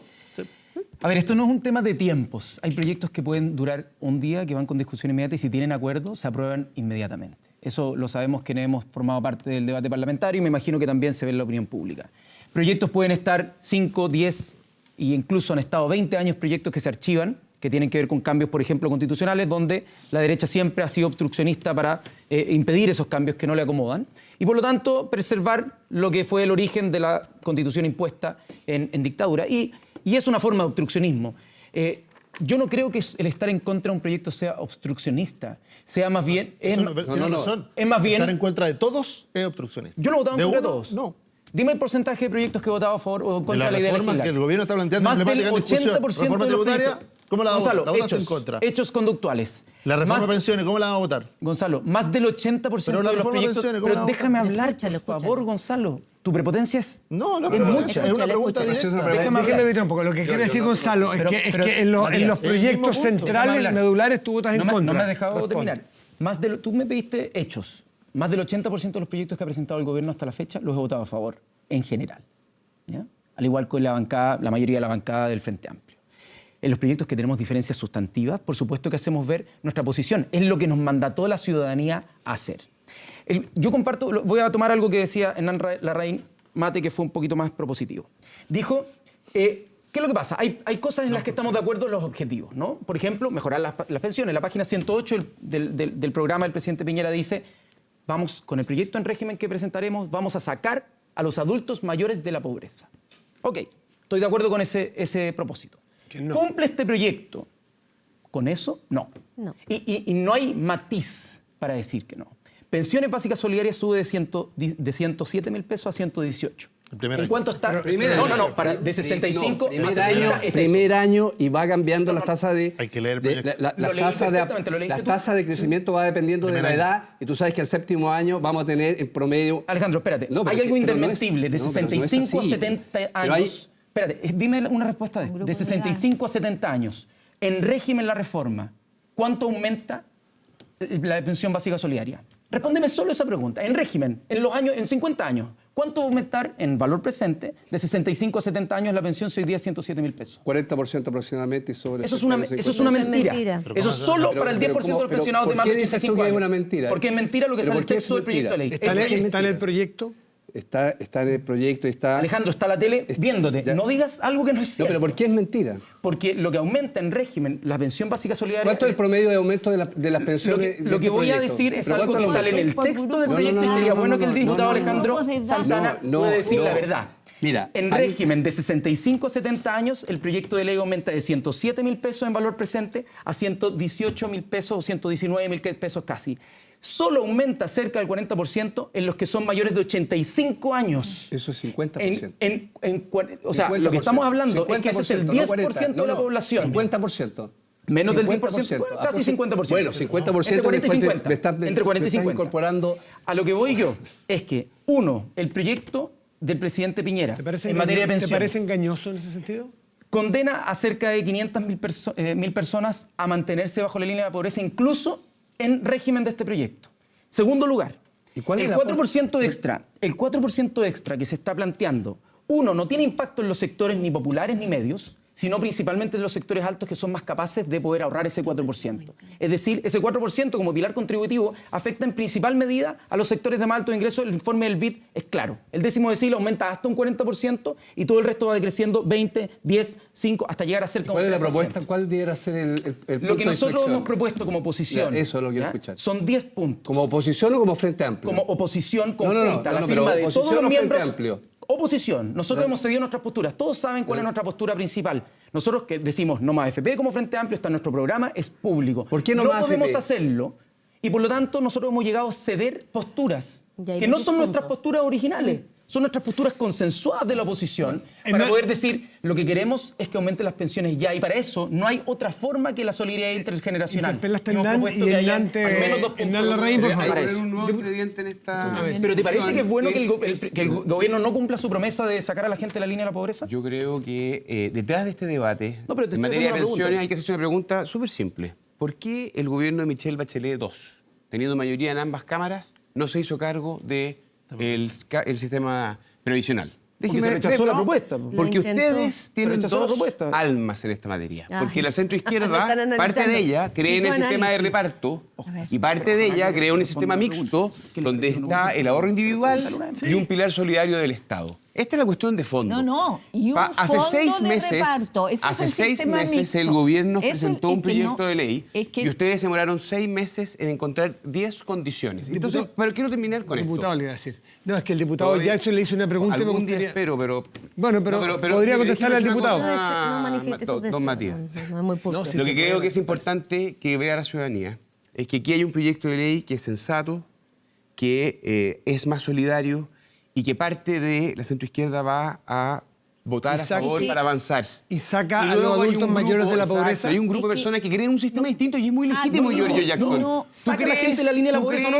¿Tú crees en un sistema de reparto? Por lo tanto, te vas a poner a esto y no te puedes poner de acuerdo con tus socios para poder cambiar el sistema. Que si nos pusimos de acuerdo, te está diciendo eso. Es que hay un de acuerdo en oponerse el único que habla de Juachaín, nada más. Has tergiversado lo que es la propuesta opositora. A todos más allá de lo que cada partido en particular haya dicho, hay una propuesta opositora única. El sistema mixto no significa que siga solo el ahorro individual por un lado y que haya fortalecido un pilar solidario, sino que parte del aporte que iba a los ahorros individuales se maneje como seguridad social en un fondo compensatorio de riesgo. ¿Por qué? Y esa era la propuesta Bachelet.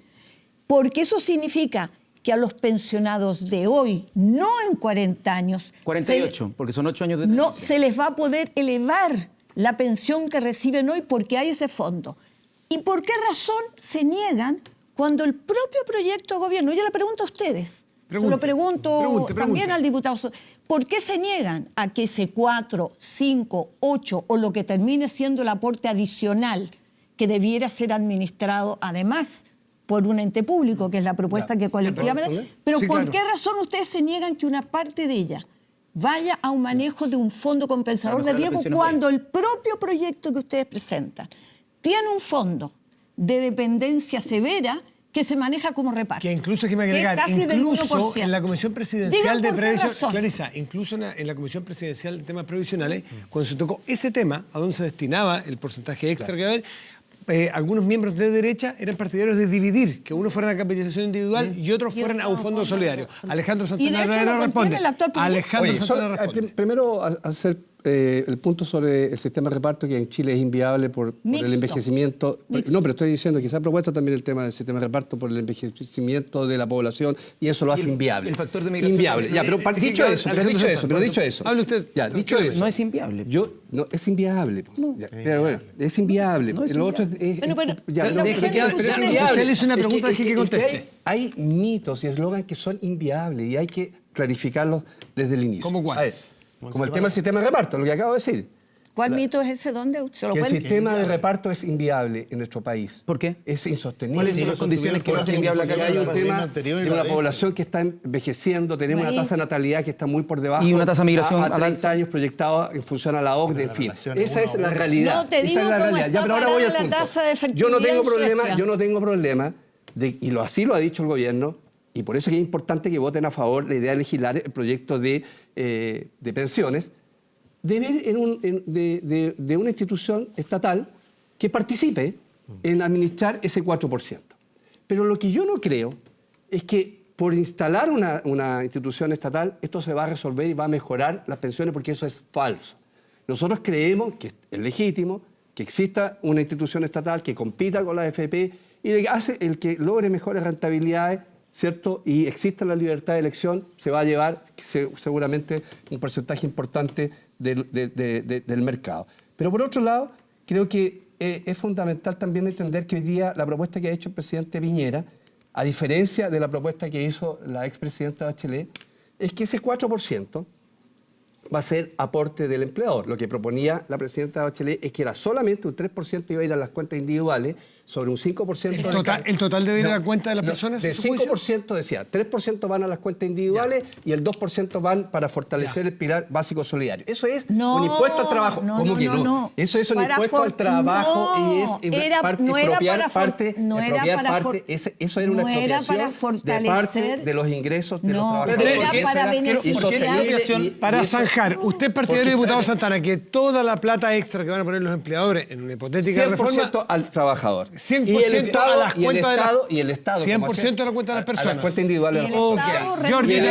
Y el Estado se haga cargo, del pilar básico solidario.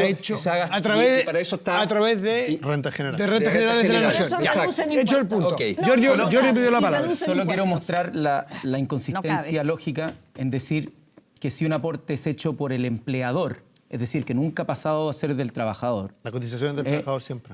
Solo quiero decir que si es que un aporte es del empleador, antes de que entre a la cuenta, si es que entrara a otra cuenta, ¿cómo va a ser expropiatorio? Es del trabajador. Es un aporte que...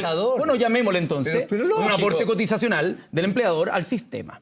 Y se acaba el término expropiatorio. Pero la cotización siempre del trabajador. A lo que hablamos.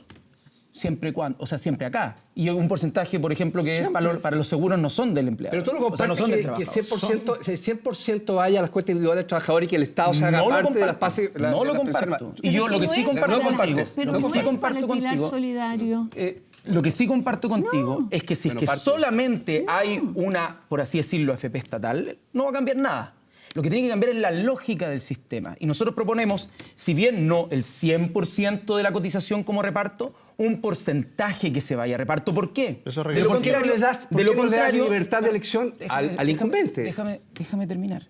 De lo contrario, lo que vas a hacer es que vas a tener que esperar 48 años para eventualmente tener mejores pensiones. Las cifras de rentabilidad nos dicen que no va a ser así. Han cambiado y han bajado. El Ministerio en 6 meses, y quizás podría pasar un año, no ha sido capaz de responder estas 4 preguntas clave. 1, número de beneficiarios por aporte, edad y monto agregado de esos beneficios. Se lo han preguntado 18 veces al ministro de la Comisión de Trabajo y no han sido capaces de traer esa respuesta. 2, tasas de reemplazo por años de cotización y por aporte. No han sido capaces de traer esa respuesta y vamos supuestamente a votar un proyecto y el gobierno insistentemente se ha negado a traer esta respuesta. Ya, Tercero, esa respuesta es en particular, no en general. ¿Pero cómo va a ser en particular? Sí, hubo 40, Tercera, 50 organizaciones pero si debatiendo pueden haber este tema. 150, el tema es que en lo sustantivo el gobierno no ha sido capaz de responder preguntas básicas que el oficialismo, si es que estuviera en la oposición, diría es inaceptable votar un proyecto si es que no nos han dado el mínimo de información. Hoy día Gonzalo, no han dado información para tener un debate razonable. Muchas gracias, porque esconden la pelota porque diputado saben Jackson. que este proyecto no es suficiente. Gracias, diputado Jackson. Yo creo que hay un punto que es de fondo. Hay gente que no cree en este sistema y tiene todo el derecho. Si tú no crees en este sistema, obviamente cualquier perfeccionamiento, cambio, ajuste, mejora de pensión siempre te va a parecer insuficiente o que va en el sentido equivocado. No siempre. Pero lo relevante es que cuando tú empiezas a hablar de reparto y te estás escuchando que decías, ¿y por qué la cotización siempre es del trabajador? Son los trabajadores los que quieren que vaya a su cuenta individual. No es el gobierno, son los trabajadores. Pregunta cuando dice hay que escuchar la voz de los trabajadores dicen, mi ahorro que se produce por mi trabajo, esa cotización solo existe en la medida que yo trabaje, la produzco yo, me apropio yo. Pero esta materia La solidaridad. Entonces la riqueza de la empresa también se produce por el trabajo del trabajador. La solidaridad que se vaya a pagar la renta. Tiene que ir por producto de rentas generales y de impuestos. Porque si no, se vuelve regresiva. Porque si no, obvio que sí, porque le estamos pidiendo, te recuerdo, Giorgio, que hay un tope imponible. Sí, claro. Que significa que la gente que más gana impone solo por el tope. Sí. Y por lo tanto va a ser solidario solo hasta ahí. Y una persona que gana 1.200.000 va a ser mucho más, va a tener que hacer una carga mucho mayor que una persona que gana 3, 4, 5 millones. Entonces, eso no se llama regresivo. ¿Se llama regresivo? No. Clarisa Hardy, por favor. Gonzalo, escúchame, yo comparto que probablemente la opinión, y esa es parte de la dificultad, es que me van a sacar la plata de mi cuenta y yo la quiero entregar. Pero es justo que la gente sepa, y por eso la información es importante, que con ese modelo va a ser el trabajador que entra hoy, probablemente cuando egrese en 48 años va a tener una buena pensión. El pensionado, no del pilar solidario, el pilar solidario son del fisco directamente un aporte, una inyección a las pensiones básicas solidarias, etcétera, que mencionaba el diputado Santana. Estamos hablando de los otros, los pensionados del sistema previsional, de acuerdo, que no tienen. El tema es por qué lo van a financiar con la cotización y no con los impuestos generales. Si no hay un fondo de reparto solidario en una parte, no se van a beneficiar. Y eso es un engaño. Ellos no van a mejorar sus pensiones. No, por eso te está diciendo que no va a ser así. Obviamente que sí, porque es que si no, la gente de su casa queda una idea equivocada. Aprobado el proyecto, mejora las pensiones del 1,5 millones que está en la pensión. Sí, las pensiones básicas solidarias, de las personas que ya están pensionadas. Pero no de los pensionados del sistema previsional de bajos ingresos. Como ustedes dos vienen con mucha... Para eso está el pilar, el nuevo pilar solidario de la clase media se empieza a hacer Como cargo. ustedes dos afortunadamente vienen con mucha frecuencia a este programa, yo quiero ser solidario con quienes no vienen con la misma frecuencia y que les gustaría. Entonces, le damos unos 30 segunditos al diputado Santana y al diputado Jackson para que cierren, o 15 segunditos, por favor, porque nos tenemos que ir a las noticias. Nosotros aspiramos a tener una oposición que sea constructiva y que es legítimo los matices en todos los proyectos de ley. Pero eso no puede significar obstruccionismo total. Y eso es lo que ha pasado en parte de esta oposición hoy día y que no le hacen daño al presidente, sino que en este caso, por ejemplo, en el tema laboral o en el tema previsional, le hacen daño a los pensionados. Quiero decir que la gente votó por el presidente Piñera en un 55%. En su programa de gobierno estaban estas reformas. Nosotros peleamos legítimamente que la oposición, incluido tú, Giorgio, legítimamente haga tu punto de vista, pero que apoyes esta iniciativa en tu forma y en tu fondo. 5 segundos porque tenemos que irnos, tenemos pisado las noticias. Simplemente algo que hicimos con el diputado Santana en otro tema, cambiando el tema, el día martes pasado, lamentablemente la ministra Cubillos no asistió a la subcomisión mixta de presupuesto, algo inédito en 8 años, no fue a presentar la rendición de cuentas del FAEP. Enviamos una nota de protesta en la cual el diputado Santana también se hizo parte, es gravísimo y yo espero que la ministra vaya a dar cuenta de del sistema de fortalecimiento de la educación pública en vez de hacer spam a los apoderados. Muchísimas gracias, diputado Jackson, diputado Santana. Ha estado muy entretenido, pero más difícil de conducir, pero me alegro que así sea. Buena semana para todos, a los que nos escuchan a través de la plataforma de TVN y Radio Duna. Al próximo domingo nos encontramos en el Estadio Nacional. Gracias a todos los panelistas. Chao.